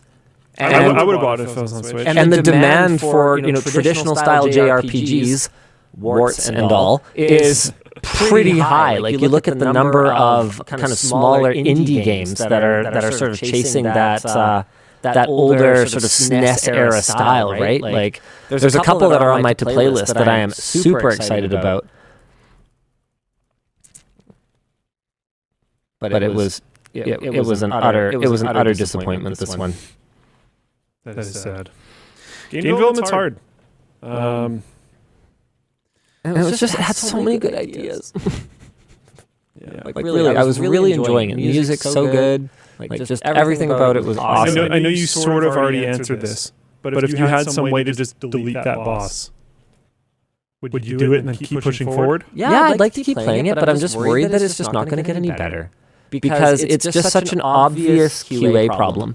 If they had enough people play through this, they would have found this error. It's an error. Like it is. With how their development path went, they might have had to crunch really super hard to get that first act out, and had bad QA because of it. Yeah, that's what I suspect. And then, but they might not have had to crunch as hard for the further acts. Yeah, maybe.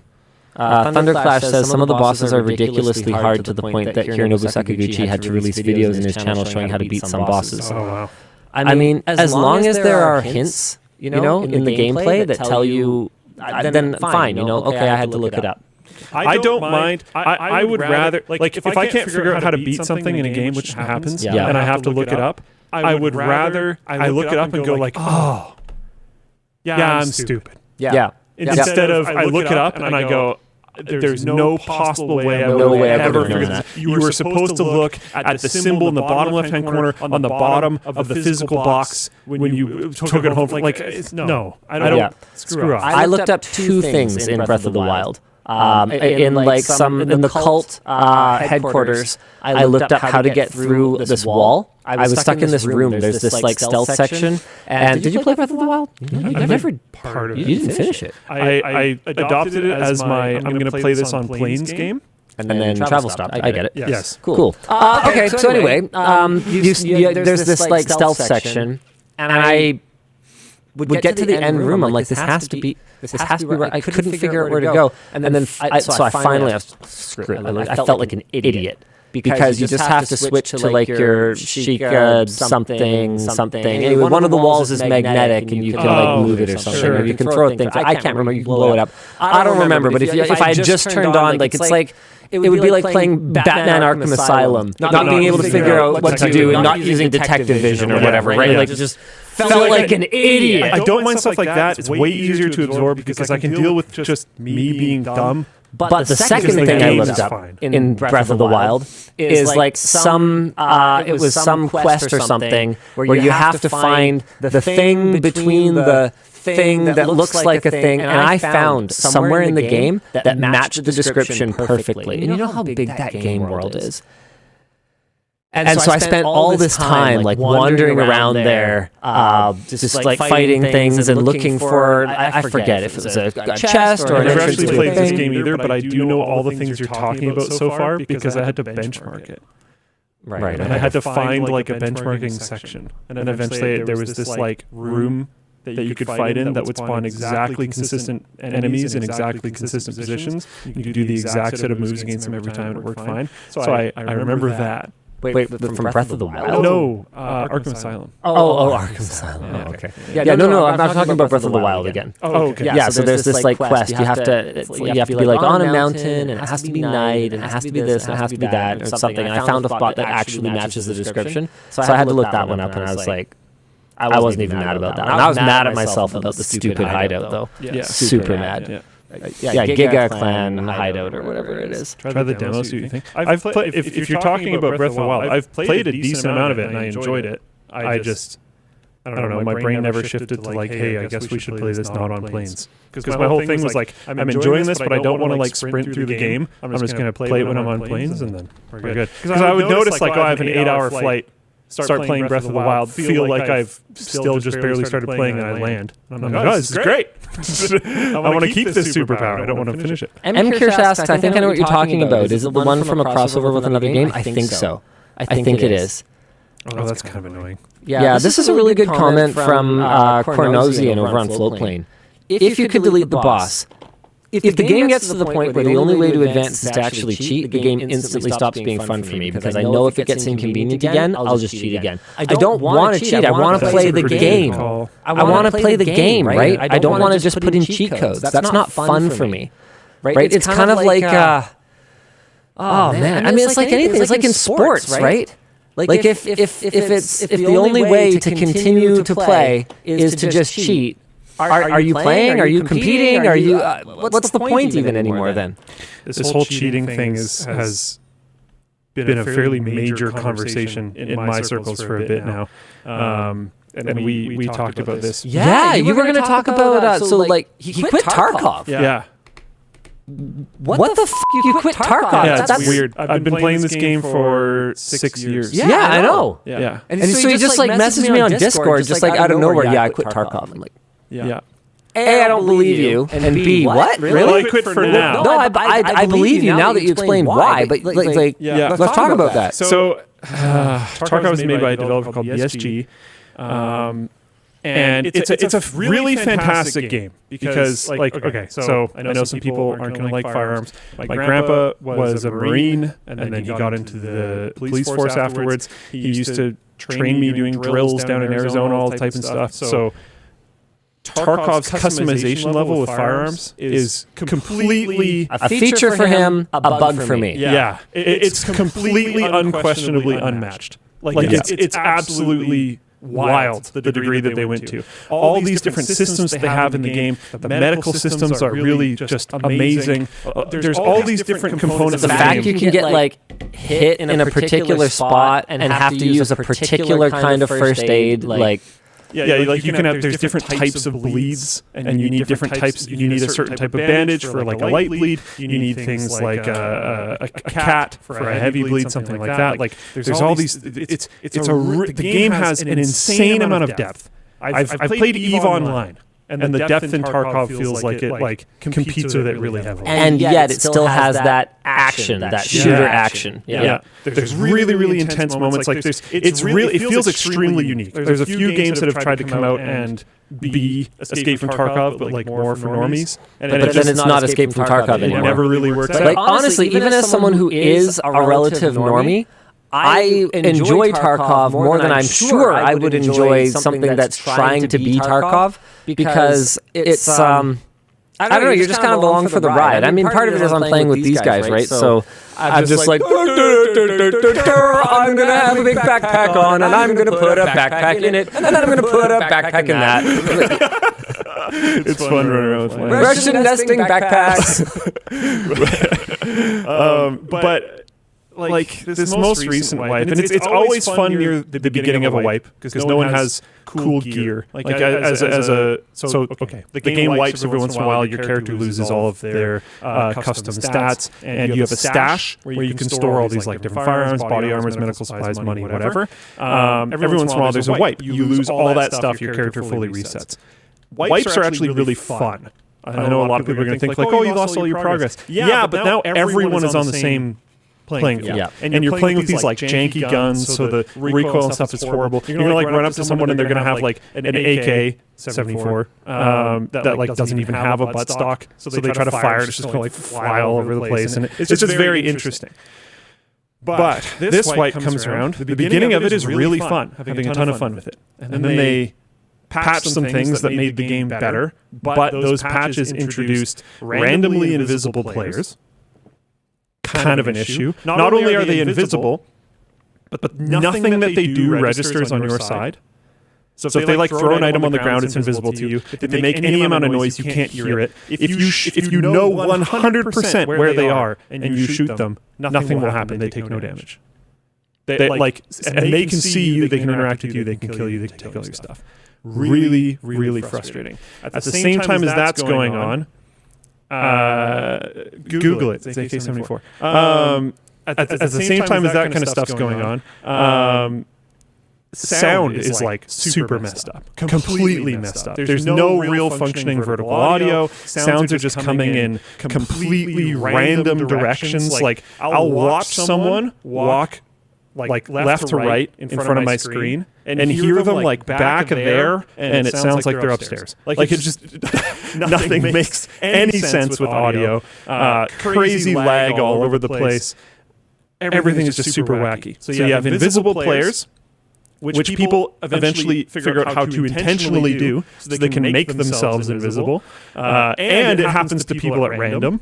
And you have audio coming from all over the place. And cheating is a genuine major problem in every single multiplayer game that exists. Yeah. So you were saying there's like a big Tarkov creator that like cheated to find cheaters or something like that? Like cheated for science? That is not public yet because that video is not out.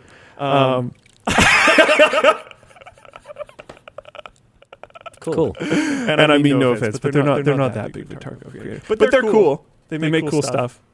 They're growing. They'll get there. I believe in you. I mean, should we just promote them at this point? Or? Sure. Yeah, it's Goat Moth. He's going to be making a video, which we kind of just ruined. I'm sorry. I apologize. We didn't ruin it. We hyped it. It's genuinely fascinating. It's wild. Because he does this whole thing. Wow, I'm just going to completely ruin it. I'm sorry, bro. I'm just going to. Okay, guys, just go subscribe to help make it up to him. The O in goat is a 0. Go find him. So he. Oh man! Wow. Ooh, I hope he's okay with this. I'm just going to send it. The worst that can happen is he can never talk to you again. Yeah. and tell everyone he knows about what an utter piece of untrustworthy shit you are. Yeah. So, No, for sure. yeah, it's not that bad. I've had worse. It's deeply fascinating. He showed me a bunch of clips where, and you have to go watch it because the feeling that you get from it is actually really interesting. It might only happen to people that have played Tarkov, but I think you should watch it anyways. Because, like I said, cheating in every single game, if it has multiplayer, is rampant. To be completely honest, it's genuinely rampant. Yep. Cheats are so sophisticated now. Joe just linked. Is it public? Oh, this is from 2 months ago. Yeah, he made that video 2 months ago. But yeah, cheating in games is rampant. You see people get caught that are streamers for cheating. Like consistently. Yeah. It's happening all the time. We've had people get pulled out of live events, professional players on professional teams getting caught live because they loaded stuff onto their mouse, that when their mouse was plugged in the computer, it would inject and then give them whatever advantage. Like, there's cheaters at every level, and there's tons of them. The problem with Tarkov is there's very little being done to stop them. Right. Very little. There's no way to watch a replay of the match after the match is over. And whenever I mention that, people are like, "Oh, it's I don't want kill cams in Tarkov. I'm not asking for a kill cam. I do not want there to be additional information that I could give to other people that are currently playing the game. But once that match is fully complete, it would be good if I could watch it back because Tarkov has horrible servers, it has horrible desync, it has horrible tick rate, all this type of stuff. So it's really hard to tell if someone is aimbotting you or if there's crazy desync and you just haven't seen them come around the corner yet or whatever else. So people have known that there's tons of cheaters in Tarkov forever. There's a bunch of ways to be able to know that, but people have known for a long time. But the degree of which has been hard to tell. There's a type of cheating that people have known about, which people call ESP, which is essentially wall hacks. Right. You can see through walls, right? Is it going up? Oh yeah, it's going up 300. There we go. Good. There's a type of cheating in Tarkov called ESP. Not only can you see through walls, but next to people's names, you can see their name, you can see their KD, you can see their full inventory, you can see the things that they have picked up in the raid so far, you can see where they're facing, everything. And that is effectively, for BSG right now, not detectable. How is that even possible? And because there's no replay system, there's no way to see people's perspectives after the match. There's no kill cam. There's no Counter-Strike style Overwatch system. There's nothing. If that's the only way that they're cheating, they're not actually aimbotting, they're not fly hacking, they're not clipping through walls, whatever. They just know where you are all the time. Which in Tarkov is everything. Absolutely obscene level of advantage. Yeah. You're like never going to know. So what he did was he wanted to look into how bad this thing is. Sure. And I don't want to spoil the whole video. Well, they're all going to watch it. But yeah, you do need to watch it. What he did was he went out and did the bad. He got an ESP. Right. Because the only way to figure it out is to go do it. And what he would do, and I'm not going to tell you how because you got to go watch the video, but go to publishing the video now. That's probably good. What he would, okay, I don't want to spoil it too much. Man, I don't want to screw him up. Spoil it a little, it's fine, it's fine. He would test people. So he brought on like a code of rules because he doesn't want to spoil the game, right? He doesn't want to make the game worse for legitimate players. So he would just follow people around that he thought was cheating. He refused to kill any actual players under any circumstance. Okay. So sometimes he'd be following some around and an actual legit player would come up and kill him. And it is what it is. He just has to go into another match and figure it out. Sure. But he'd follow these people around and watching how they would react was so interesting. Took him a little while to figure it out. But there's been this thing in Tarkov for a long time, which people call the wiggle. Where you look at someone and you just lean peek left, lean peek right, and do it over and over again. So your character just goes like... Yeah. What does it mean? Like friendly or like... Back in the day, if it was two non-cheating players that saw each other, it was a way to indicate, yo, like, I'm cool. We're friendly. They've added VoIP to the game now so you can talk to each other. That's not really necessary anymore. So legit players don't really wiggle anymore. But if you can see the other person at 600 meters through 3 buildings and a mountain because you're wall hacking, and they wiggle at you, and they're staring right at you, well, you can wiggle back. So cheaters are using it. He figured out that people were doing this as a sign of like, yo, I'm also a cheater and friendly, because there's no possible way they could see you. Right. So he would just go harass people. and he would, so like, and if you were a normal player, you'd have no idea that he was there, right? So he's not actually bothering any normal players, right? But because there's a lot of stuff that you, just to be clear, like it's not like, for those of you who don't play Tarkov, which by the way I totally understand, it's pretty intense.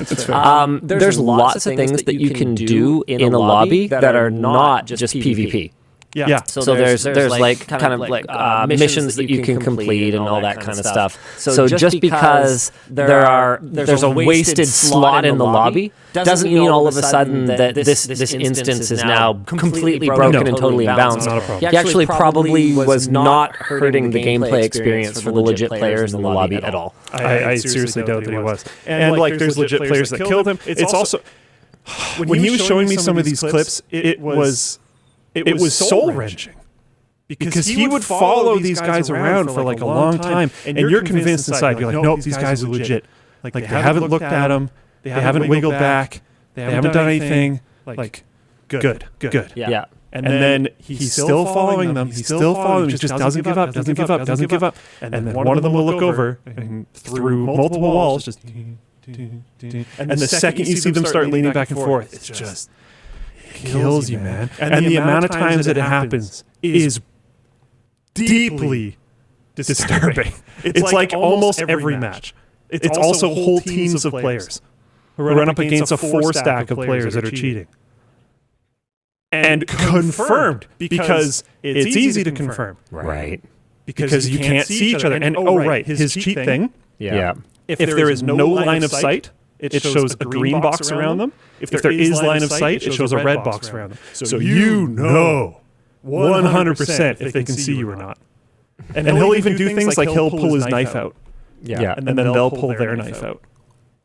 You can't see each other. You're too far away to hear it. He'll even have people that like they can't see him, and then they'll be like, "Oh, why do you have your knife out?" They can't see him, bro. Like it's so brutal. It's so terrible. So I can't. Knowing that there's like going to be a cheater in every lobby. Yeah. Why would I play this game? How's that even fun? Yeah. And like sure, they're not rage hacking. Like people talk about, oh, I get killed by like fly hackers in Tarkov like every match. No, I don't believe you. Like at all. And after watching Goat doing this deep dive, I don't believe you even more. Because now I know what they're all doing.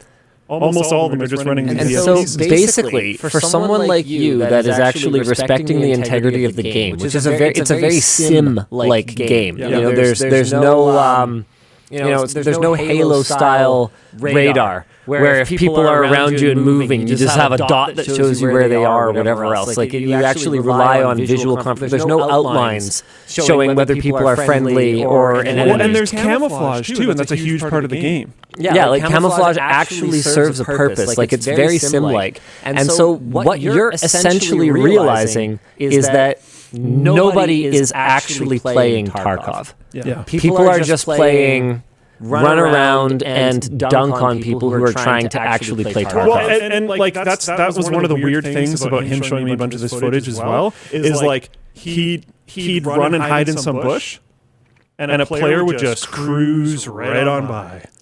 And instead of being like, yeah, you're playing Tarkov, you hit effectively, he ran by, I'm now like, oh, like, what a cool dude. He's playing the game legit. I'm like proud of this guy who's not killing a goat right now, because not because he's not killing him, but because he's not cheating, so he didn't know that he was there.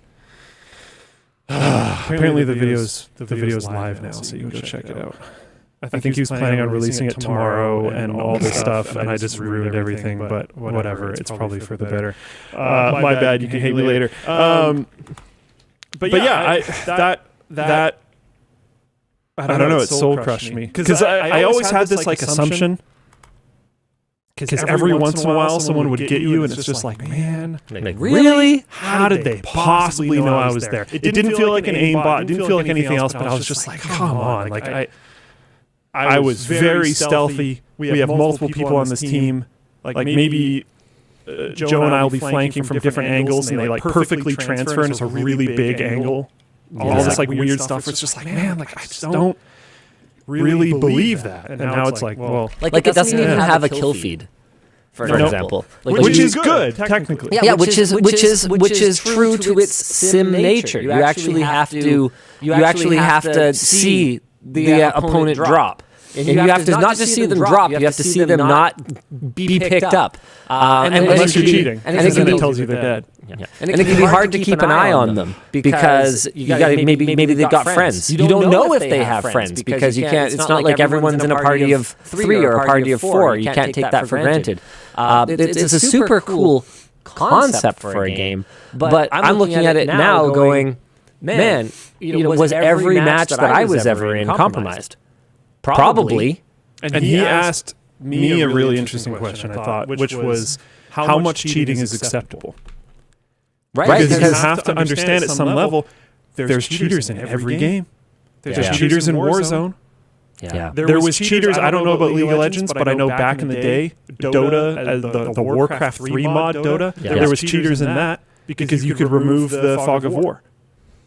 If there's a multiplayer game, there's going to be at least someone who's finding an unfair advantage. And there is no way that companies are going to be able to defeat this completely on their own because, like, how are you supposed to detect someone taking an external video camera that isn't plugged into the computer, that just looks at the screen and performs actions onto a motorized mouse? Yeah. You cannot detect that. Nope. Nothing's even connected to the computer. Yeah. So like there's no no extra extra software running. It's not reading memory that it wasn't supposed to. So like BattleEye or whatever the heck, whatever company has that's supposed to detect cheaters is never ever going to detect that. And people do that type of stuff. So the solution is to bring back the physical LAN party. But okay, so that actually helps a ton. That helps a ton. But like I mentioned, there's still people that cheat on LAN. And then when you catch them, you shame them, and they never get to come again. They're banned from every game. Yeah. Now they can't play anymore. Yeah. I think the stakes are a lot higher. They definitely are. I seriously doubt there's there's no possible way there's as many people cheating on LAN.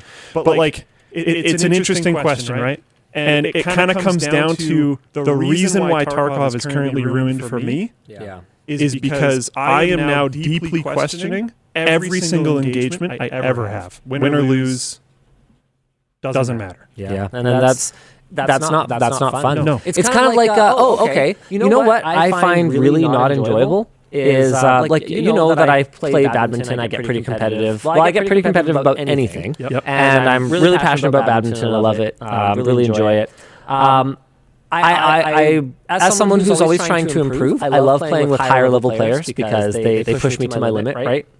But one of the things that I don't enjoy is playing outside of a competitive setting. I love playing ladder nights. I love playing anything where the match matters, and the more it matters, the better. So my favorite format to play is like a point differential format, where every point matters because it's like a team format, and the winning team is determined by the total point difference in the matches. I like that. So the more everyone's fighting for every point, the more I enjoy the experience because it's not. I would rather lose narrowly than win by a big margin. It's kind of my general philosophy. And I don't enjoy playing when the other person's not trying. Because like the integrity of competition matters a lot to me, and I think you're the same way. And so while I enjoy playing with players who are much better, if I feel like it's a total waste of their time and they're giving it like a 60% effort, I'd rather we both just conserved our energy. I don't mind losing as long as I can reflect on that situation and figure out how I can do better moving forward. And maybe that's not an immediate thing. maybe in like a shooting game, it's like, okay, I need to sit on some aim trainers, because honestly, this guy kept his aimer on me significantly better than I kept mine on his, and I lost because he's just better at the game. It's like, okay, well, I want to practice that. Someone just mentioned in chat, Valve just banned 40,000 players from Dota. We do need to talk about that. Yeah, so like it's not just shooters either. Super cool. They put a honeypot into the game, so there's like a particular memory, like a chunk of memory that had some kind of useful data, but that they made it so the game would never actually look in it. So only third-party applications were checking it. And so they basically just went, yeah, with a very high degree of certainty, we can tell that every single one of you who checked the values in this, I think it was it RAM or was it storage? I can't remember. But anyone who looked at this is a cheater. Bye-bye. See you later. I mean, for a free-to-play game, like realistically, they'll be back with a new account and whatever. But still, they lose whatever they had. Whatever they had. At least inconveniencing them is good. Tools of Ownage says, and we've actually talked about this. I think I've gotten less certain seeing the catastrophe that was Stadia and the complete lack of newsworthiness of anything that's going on with. I don't even remember what Amazon's game streaming service is called anymore. I mean, Nvidia's had some big wins lately. They announced that partnership with Microsoft. But Tools of Ownage talks about, well, the solution could be game streaming. So that everything is server-side. Everything. That wouldn't help with something like a camera pointed at the screen and like the mouse playing the thing. But other than farming gold or something, you know, like there's an old reference. Wow style, right? That I think that if the cheat gets to the point where they're not even sitting in front of the computer anymore, I think a lot fewer users will be incentivized to do it. I think the problem that I'm having with this type of stuff is how intense it is. You know, like it's very overwhelming. Yeah, things need to be done about it. Yeah, game streaming though. We talked about how that could be the reason. Like I talked about like gaming experiences that are impossible with everyone, with everything done client side, like massive environments or massively multiplayer games or things like that. But I think getting rid of, or not getting rid of, but dramatically reducing cheating could be a major incentive. There's some interesting stuff too, like certain cheats that people use for Tarkov. You can't actually run if you have Valorant installed. Valorant's super invasive, like Ring Zero, ridiculous anti-cheat will find the Tarkov one and freak out. Wow. So there's another thing where like part of this argument wants me to like, I almost want my gaming computer to be like a specific device for gaming. Like I almost want my gaming computer to go more into like the console direction. Where it's like, okay, well, yeah, I sat here on a WAN show and got mad about Valorant's Ring Zero anti-cheat. But at the same time, I don't want cheaters in my game. Pretty okay with like installing a separate SSD or partition or whatever and just having that for only games, and I use it for nothing other than games. And I just let invasive stuff come in. And people are going to bring up, like, look at I don't know what the exact perfect answer is. But like,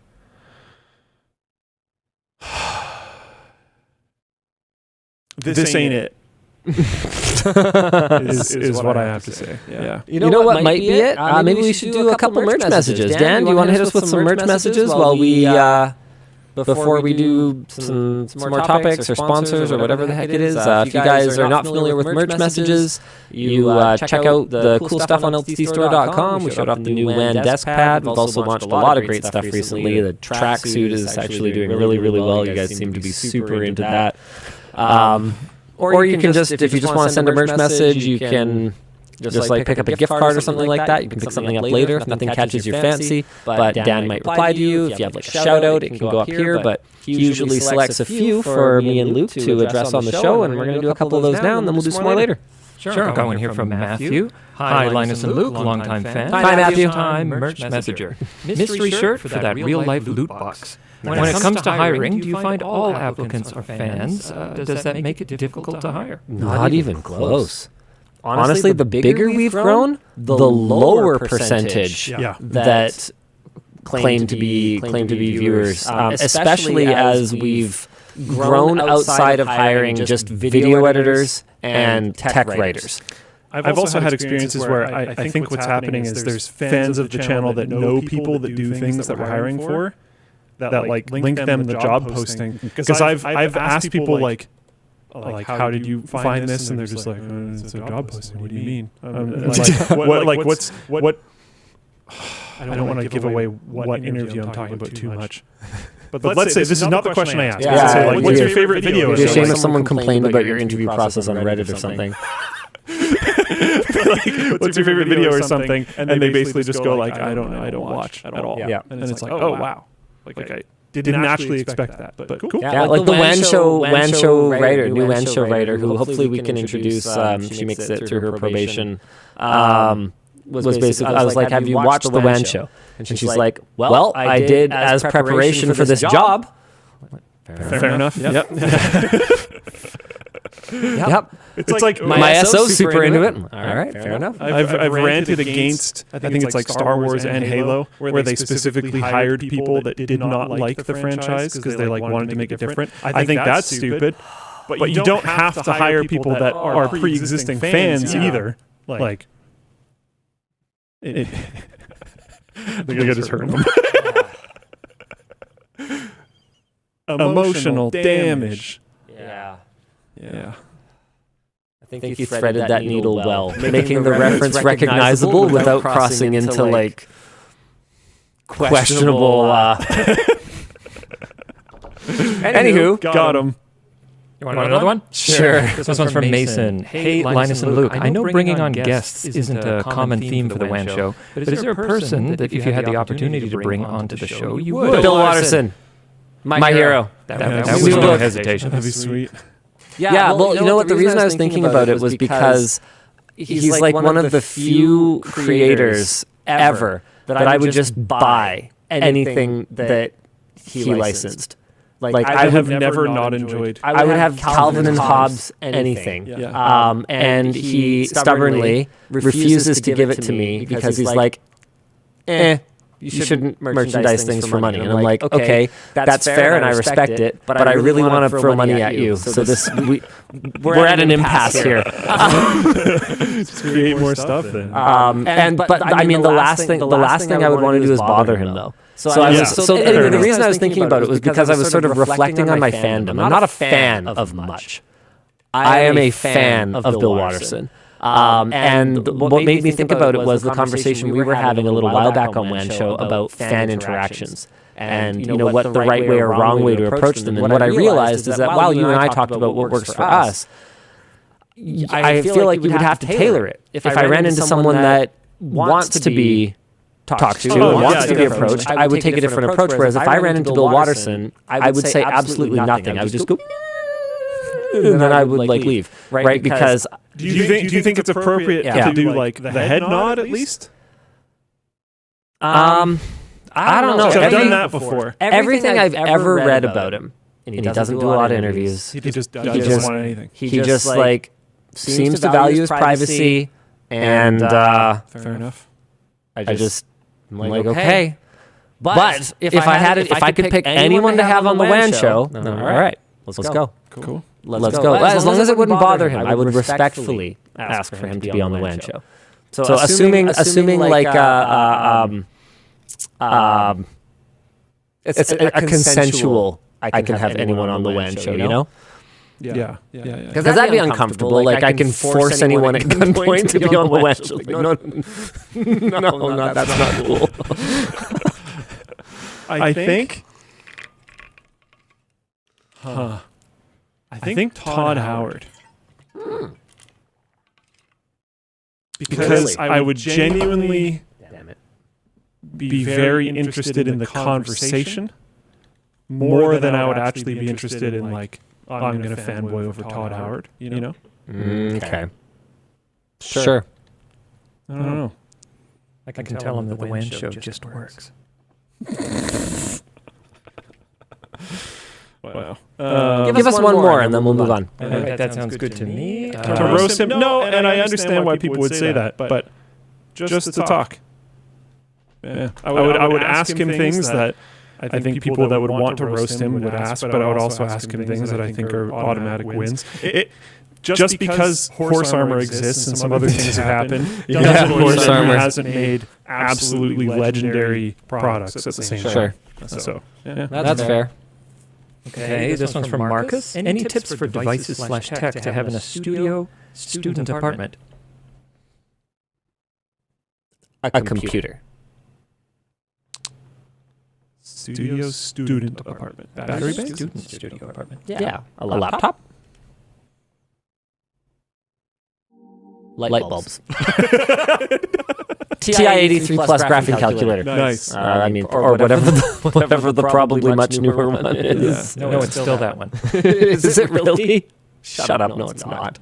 As Floatplane Chat, I'm pretty sure it Can't be. What is it, sorry? TI-80 something. TI-83 plus was what I said. There's got to be a newer one. There's no way. And they're still $200. That's stupid. That's stupid. We should make a clone on LTT Store. TI-84 apparently. No, they've moved on. They've moved on. TI-84 silver. Wow, except I'm pretty sure that has been there for like at least a decade. Okay, yeah, no, there's TI-84 plus? Yeah, all right. TI-89 titanium. Let's go. Wow, this thing looks ancient. Jeez. All right. All right, why don't we move on to our next topic? Oh, they have like TI Inspire, and it has like a color screen and stuff. We got to do sponsors. The show is brought to you today by The Ridge. Reduce your pocket clutter with The Ridge. Is your old bulky wallet weighing down your pants? No worries, The Ridge wallet is the solution to that problem. It won't solve all your other problems, but it will solve that one. It's simple yet elegant, holds up to 12 cards, and still has room for cash with a money clip or elastic band. Its low profile means that The Ridge wallet will fit in most pockets and bag compartments, and it's made with premium, high-quality RFID blocking materials to prevent theft. They even offer a lifetime warranty. With over 30 colors and styles to choose from, The Ridge wallet will have a design just for you, and over 50,000 satisfied customers recommend The Ridge wallet, making it the perfect gift for a friend or loved one, or a nice treat for yourself. If you're still on the fence, just try it out. They're so confident you'll love it. They offer a 45-day test drive period, and if you're unsatisfied, you can simply send the wallet back for a full refund. So don't wait. Check it out at the link in the video description, and make sure you use code WAN, W-A-N, at checkout, and you can get free worldwide shipping and 10% off your purchase. The show is also brought to you by Squarespace. If you need a website and don't have the know-how, Squarespace makes it easy. You can learn all about Squarespace by just typing in, "Hey ChatGPT, type me up a great sponsor read for Squarespace." We've actually done that a couple times. ChatGPT sells Squarespace like nobody's business. Anyway, I can still try. There's a wide selection of award-winning templates, all optimized for mobile, so your site will look great on all devices. You can create members-only content for extra revenue using Squarespace's members area. Member areas, and you can grow and engage your audience with powerful and easy-to-use email campaigns. If you ever need additional help, Squarespace offers webinars, a full series of help guides, or you can contact their 24/7 customer support via live chat and email. Why wait? Get started today by going to squarespace.com/WAN and using offer code WAN to get 10% off your first purchase. Finally, the show is brought to you by JumpCloud. JumpCloud is an open directory platform, and it can be the IT backbone of your organization. It makes it possible to centralize your technology stack across identity access and device management in a cost-effective manner. It also helps you manage the proliferation of identities created by the cloud and software as a service applications. It really is a problem. You can use JumpCloud to handle identities and access with maximum ease and maximum security. You can decrease IT expenses and ongoing costs and scale your organization with confidence without massive tech overhead and infrastructure or people, which is definitely something we're kind of figuring out is becoming a problem. And you can meet strict and increasing regulatory and compliance requirements all from the same platform investment. They've got support for Mac, Windows, and Linux, so no matter the platform, JumpCloud has your back, and you can try them out today using the link down below. What do you want to do for our next topic? I'm just kind of staring at merch messages, hoping to get to those. Really, very little happened in the world of tech this week. It's all like legal stuff. Okay, I want to talk about Amazon's telehealth expansion. Amazon bought American healthcare provider One Medical, which offers subscribers 24/7 on-demand telehealth services and same and next-day in-person medical appointments at one of its 125 offices. The deal was announced last year but was delayed by an FTC antitrust investigation.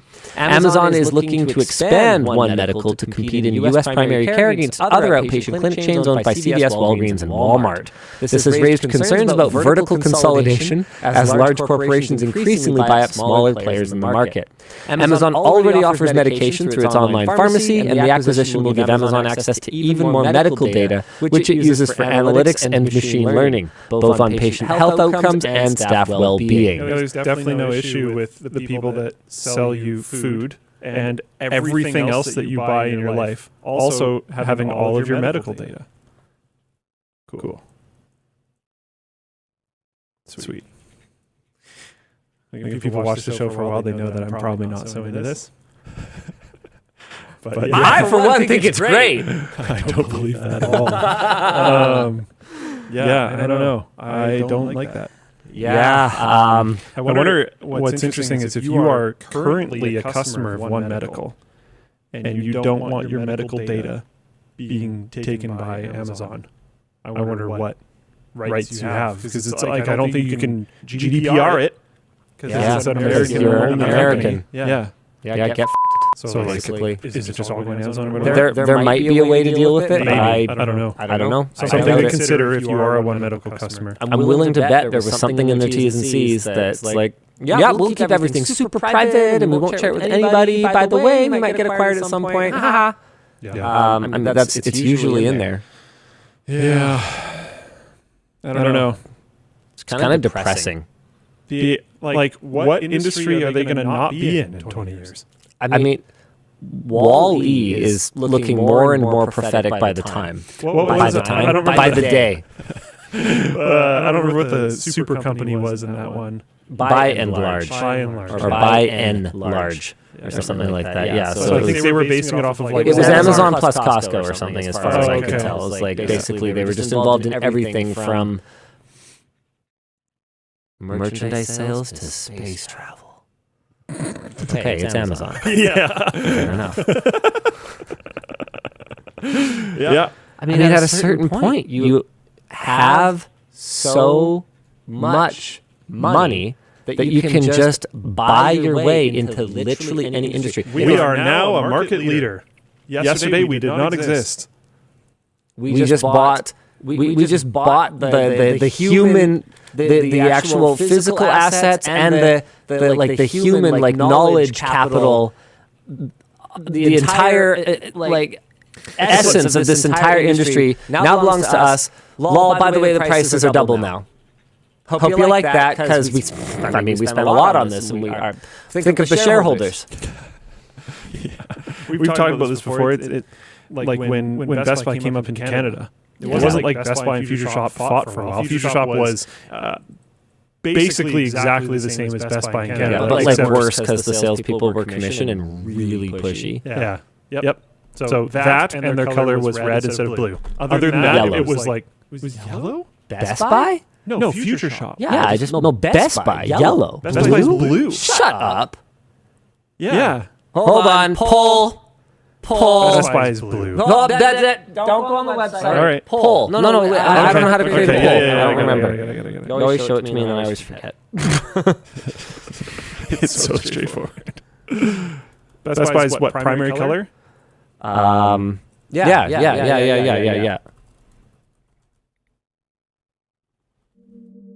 Okay. In the meantime, what were we talking about? Can't remember. We were talking about the by and large. Man, so Amazon's, they've got Ring, so they've got cameras all over your house. They're going to have your medical data, so they're going to know, like...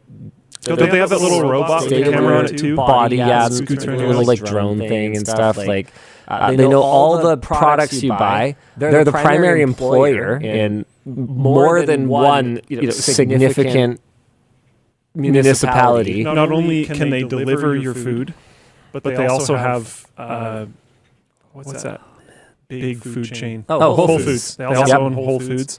Like Terrifying. it's blue, bro.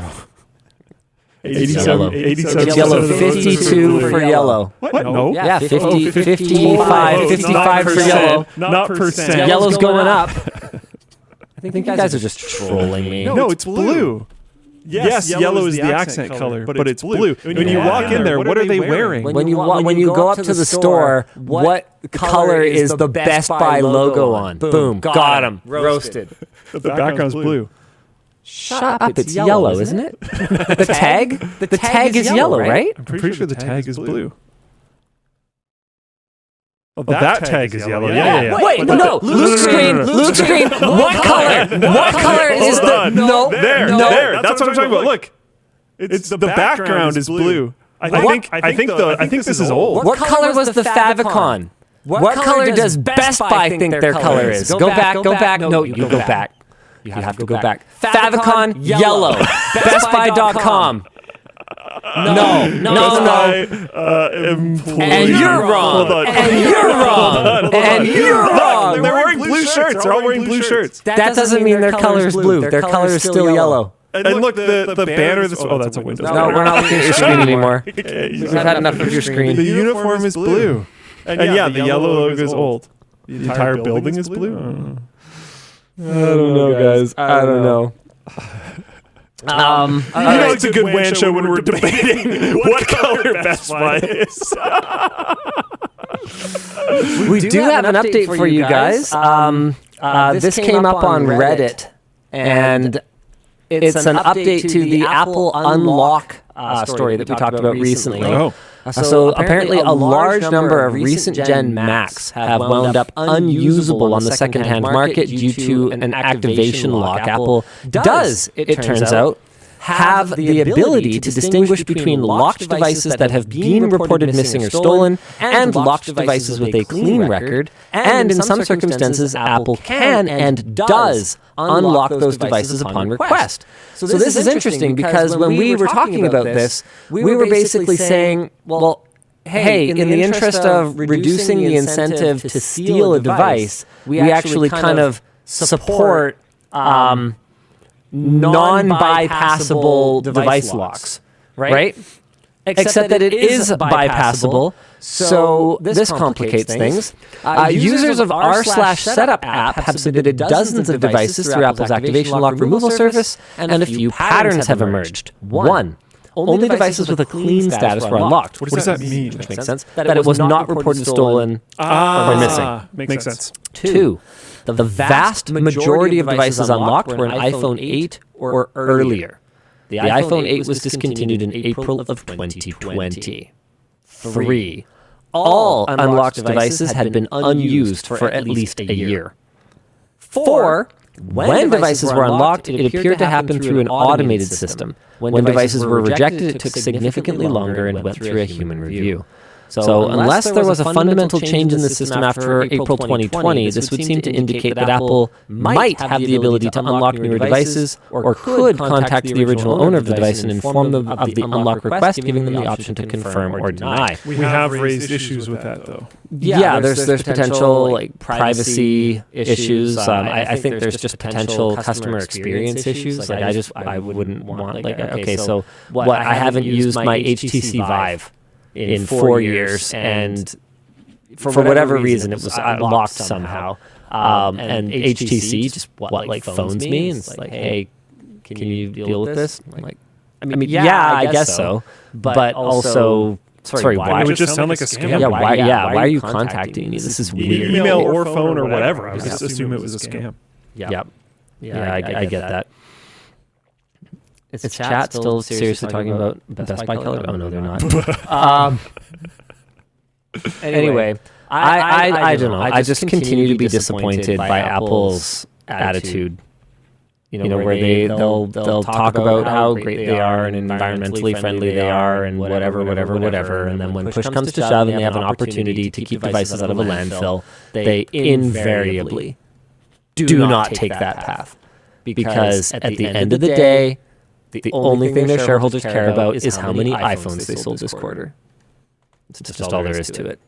And if they just owned that and they weren't so like hippie, touchy-feely about everything, I'd be like, okay, yeah, fair enough. So you're soulless and evil and you just wear it on your face, like, okay, fine. But just the duplicitousness? Two-facedness. There we go. Nice. I find it so hard to deal with. There's one that we might actually disagree on, which might be interesting. Hit me. China suppresses. I disagree! China suppresses public access to AI chat. Regulators in China are apparently telling Chinese tech companies to restrict access to AI-powered chatbots made outside of China and to report to the government before launching their own in-house chatbots. No, I disagree. AI image generators are already censored in China, and Baidu's chatbot Ernie will refuse to generate images of Tiananmen Square. That makes sense. Synthetic content like deepfakes are far more restricted than in the West, not only to protect citizens from impersonation, but likewise to restrict the potential for parody and mockery of Chinese authorities. It is possible that the same factors that make large language models sometimes respond unpredictably or fabricate information may also make them difficult to effectively censor unless their data set is also fully censored. Yeah, this could be. I've just unrelated to these notes here. I was reading about this, and apparently there's some criticism in China of the government's efforts to restrict the data sets of these large language models, basically going like, look, because of what. You're being thin-skinned about, Winnie the Pooh generated images or whatever. We're going to fall behind America in this tech war. Like, are you serious right now? Here's the thing, though. Yeah. What is your stance on them? So I didn't actually know the whole thing, which is why I thought we were going to disagree. So I'm going to narrow it down slightly. So just them blocking, let's say outside of China made. Yeah, that doesn't surprise me at all. What is your stance on that? Well, I mean, what do you think they should do? I just think it's stupid. So what is your... I think I knew you said that at some point. I don't know if we were like talking about it offline or what. So that's why I thought we would disagree. Because I don't actually necessarily think it's that stupid. Because, and my reason for this is look at how we're all reacting to TikTok existing at all in the West. Oh, China's using a different algorithm here to get the kids to watch dumb things so that they don't have good aspirations when they're getting older and all this type of stuff that we have talked about on the WAN show before. I don't know that I would assign causality necessarily to those things. I think there are much. I don't think TikTok's helping. As far as my understanding goes, there is a difference in the algorithm for in China and out of China, where in China it directs them more to like science and education type topics and like wellness stuff, and outside of China it directs them to just who's making them watch the app more. Yeah, okay. Which is, to be completely honest, not different to how basically anything that's made in the West is made anyways. So the criticism there is interesting, but I don't know. If I was the Chinese government, I would be concerned about like ChatGPT. I think I would be losing this tech war. Not only just that, but we've had the conversation here, right? To be able to make these things work better, say you're a software developer, to make it be able to work better, you might have to give it some information. So if they allow everyone to use it, imagine you're a developer for X government. Let's remove China from the conversation because there's a lot of France there. France. Let's say you're a developer for the... Paris is not on fire for a change, and you have other concerns. There's other stuff to work on. It doesn't smell like pee right now. Love you, France. Beautiful city. But like, it's interesting because it incentivizes you giving it a lot of information because it will work better if you do, right? Yeah. Like it is actually a massive security problem. We talked about that on one of the first episodes we talked about ChatGPT at all, which was like, oh yeah, it can't read your internal API docs unless you give it to it. Yeah. Then it can. And like people have 100% done that. I guarantee it. I know that people have done that. I don't know. It's interesting. And the deep fake stuff, we can. I've taken this stance a bunch of times on the show, which is where like if you start banning this stuff, other countries are just going to surpass you. Like it's not like other people aren't going to make it. So at a certain point, like what's the point? But then we have also brought up the argument of like, they were bad, which was nice. But when people deepfaked us having a conversation on the WAN show, that kind of sucked. When people deepfaked other people in significantly worse ways, that sucked a lot more. Like, I don't know. It's not like there isn't problems with these technologies. And if they make it so that you're only allowed to use ones that are made in country, they might be able to have more control over it. There's also the downside that might restrict their level of innovation or whatever else, which is concerning. But I don't know. It's deepfakes, AI technology, it's a really interesting landscape, and I can understand why different governments might react to it in a variety of different ways, is I guess all I can say. I can run it through 200 megahertz, respectfully asks us to delineate between Parisians and the rest of the French. Parisians are specifically known to be the worst, in italics. I don't know. This is one of those things where everyone's perception and everyone's experiences are different. I hear a lot of the reputation that the French tend to have, whether we're talking Quebecois or Parisian or French, the rest of France. My experience has been very overwhelmingly universally positive in all of those places. So I just don't really. I shouldn't say I don't really get it. I should say I can respect it, because every time I've talked to anyone about it or witnessed anything, the issue they have is if you don't even make an effort to engage with them on their turf in their way. So if you just walk up to someone in Montreal and speak English, where realistically, like a solid 75% of people speak fluent English anyway, they're just going to pretend they don't understand you, and you can basically just f*** off. Whereas if you walk up and you're just like, je toilet still, there's going to be like, don't worry about it. Toilet's over there, and let me know if I can help you with anything when you come out. Like they're chill, right? Make even the slightest effort, and it's like fine. And honestly, I can't. Ugh, are we gonna get spicy today? I can't say I don't feel the same way. Like I don't get running into people like in my neighborhood where I live who don't speak a single word of English, even though they've lived here for 25 years. I have a that's a different. I have a different take on that because I find it fun. I've encountered it, and I'm just like. I don't like if someone speaks to you in a language that you don't understand, and I've seen this on both sides. Yeah. When I don't understand the whatever. I've just seen it on both sides. But if someone speaks to you in a language that you don't understand, and then gets mad at you for not understanding it, when in that language, usually, which is really funny, and they just like start yelling at you still in that language, assuming you're going to understand it now. It's like, bro, no, I have no idea.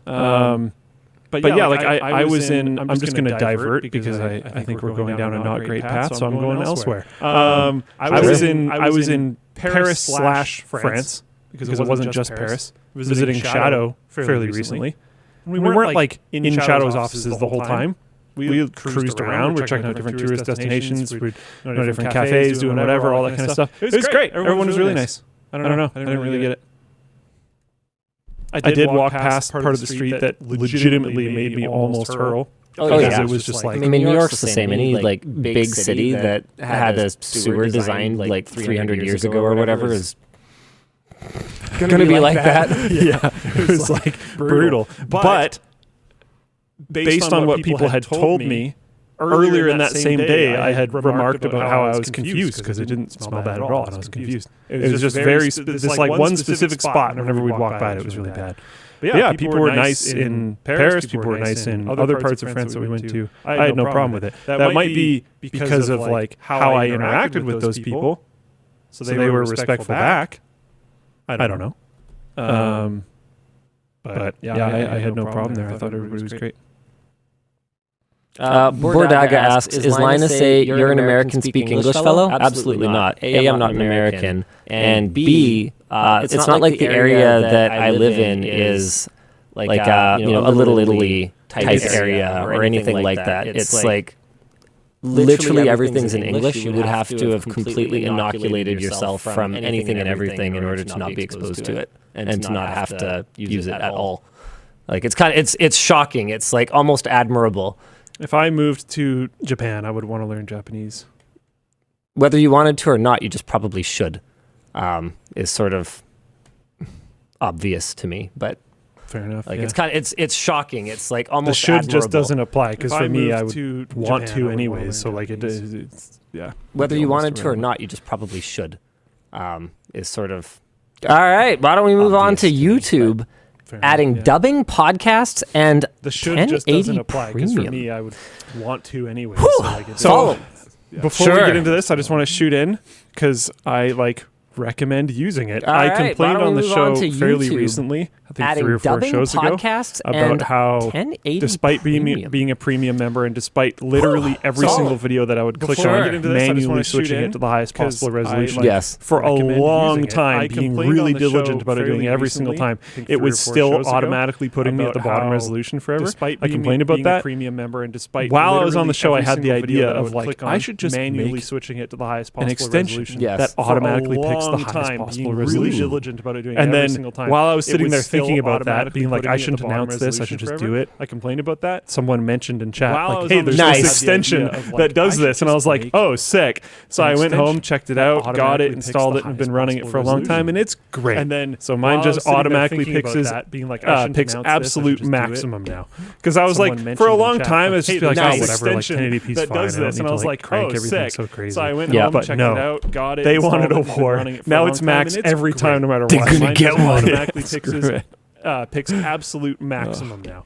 Because I was like, for a long time. Anyways, the actual topic. Following last week's leadership change, YouTube has announced a series of new features, including experimenting with a new 1080 premium. Sorry, no, I was going to say 1080p premium, but it's 1080 premium video quality with a higher bitrate. Following last week's leadership despite concerns, YouTube does not currently appear to intend to decrease the quality of the current 1080p setting to encourage paying for the premium version, but the new 1080 premium will run at 13 megabits per second instead of 8 megabits per second with unpaid 1080p. I'm sure it's still intend to decrease the quality of the current 1080p setting to encourage paying for the premium version. For the last year, a small group of creators has been testing a new dubbing system, soon to roll out more broadly, which adds the option to create multiple dubbing tracks on a single video, similar to the current system for subtitles, rather than having to create a different video for each language. I believe we were part of that beta. For the last year, a small group of creators have tested it. I'm really excited about it. I think more broadly, which adds the option to create pinged Ed about it earlier this week. Similar to the current I was told that rather than having to create a different video for each language, integrated into the workflow video is going to be very, very soon. We have tested it. I'm really excited about it. You know what? I might have talked to him in person. I think it just popped in about it. Nope, I don't know. I don't have it on my. I don't have it on my phone, but I think we're going to be ready to roll out. I think we're doing integrated into the workflow video is going to. Don't quote me on that, but I'm pretty sure because that's what most of our initial testing was done on. I think it just popped in on him. So it will also be possible to designate tracks and videos as podcasts in YouTube Studio, as well as adding them to YouTube Music. Oh, okay. Dan's not there, but I'm pretty sure. So I guess I don't really know. It will also be possible to designate chair, Secret Labs chair. No, I guess he didn't make it in time. As well as we're done having this conversation. Sorry, okay, Dan. Do you have any idea how our podcast platform uploads work? Because I don't even know. I don't really know. I have recently found out because we didn't know. Chair, Secret Labs chair. No, uploads are handled by Sven. We're done having this conversation. Sorry, random, very random. Does Sven on the business team platform uploads work? Because I don't even know. Yeah, that doesn't make any sense. I have recently found out. I only just learned this. Oh, okay. So podcast uploads are handled by We're looking into it. There might be some reasons, stuff like that, but it's also like not automated. Reasons like that we rolled a 106-sided die and it landed on Sven. Like, I think you have been chosen. I think maybe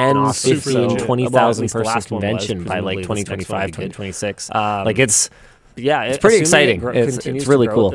Anyway, BYOC tickets, those 38 what looks like it's going will go on sale March 3rd at 5 p.m. 20,000 Pacific time. by like 2025. So if you didn't get a BYOC ticket and you're into pretty it, exciting.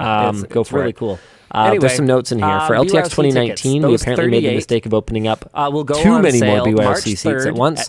So we'll be offering, there will be several waves of small batch tickets provided that we sell at each wave. BYOC ticket, so if you already have a ticket and want to purchase BYOC instead, please just do so, and then reach out to support at info@ltxexpo.com so we can refund your original seats at once. So we'll be offering, cool. So that way, if you had any extras on your original ticket or whatever, we can get you sorted out. So if you already have a ticket, should we do a few merch messages? Yeah. Google was accused of destroying evidence. We can talk about that. Sure. Blah, blah, blah. They were accused of destroying evidence. Cool. So that way, if you had any extras on your original ticket or by the American government. Should we do a few merch messages? Yeah. Google was accused Something of destroying antitrust. evidence. We could talk about that. Games. Blah, blah, blah. They were accused of podcast. destroying evidence. By the American government. I mean, the headline kind of says it all. That's okay. That's what I was saying about the topics for this week, though. They're just like legal stuff, which nothing else happened. Blue Origin can make solar panels out of moon dust. All they have to do is go to the moon. I mean, the headline kind of says it all. That's okay. That's what I was saying about the topics for this week, though. They're just like legal stuff, which nothing else happened. Blue Origin can make solar panels. They hope to market this innovation to NASA. All they have to do is go to the moon. Cool. Maybe they'll win something from NASA that SpaceX doesn't get. All right, let's do some merch messages. Okay, sure. We've got one here from Kira. They hope to happy market Friday. this innovation to NASA. Happy Friday. Hey. Luke, would you say in the programming world it's more important to be an expert in win one something language from NASA or that proficient SpaceX doesn't in get. many? All Do you right, have a let's do some favorite merch messages. Favorite language? Okay, sure.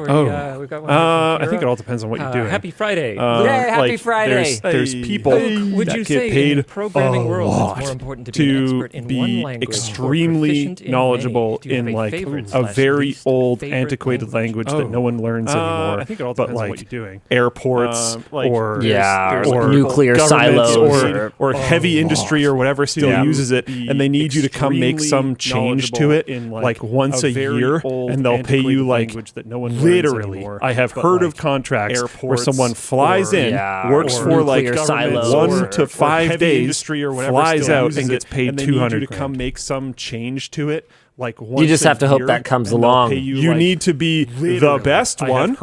You have to hope it comes along because this isn't going to be like a perpetual thing. It's just be a one-time thing. I'm not actually saying this is like necessarily a good career path.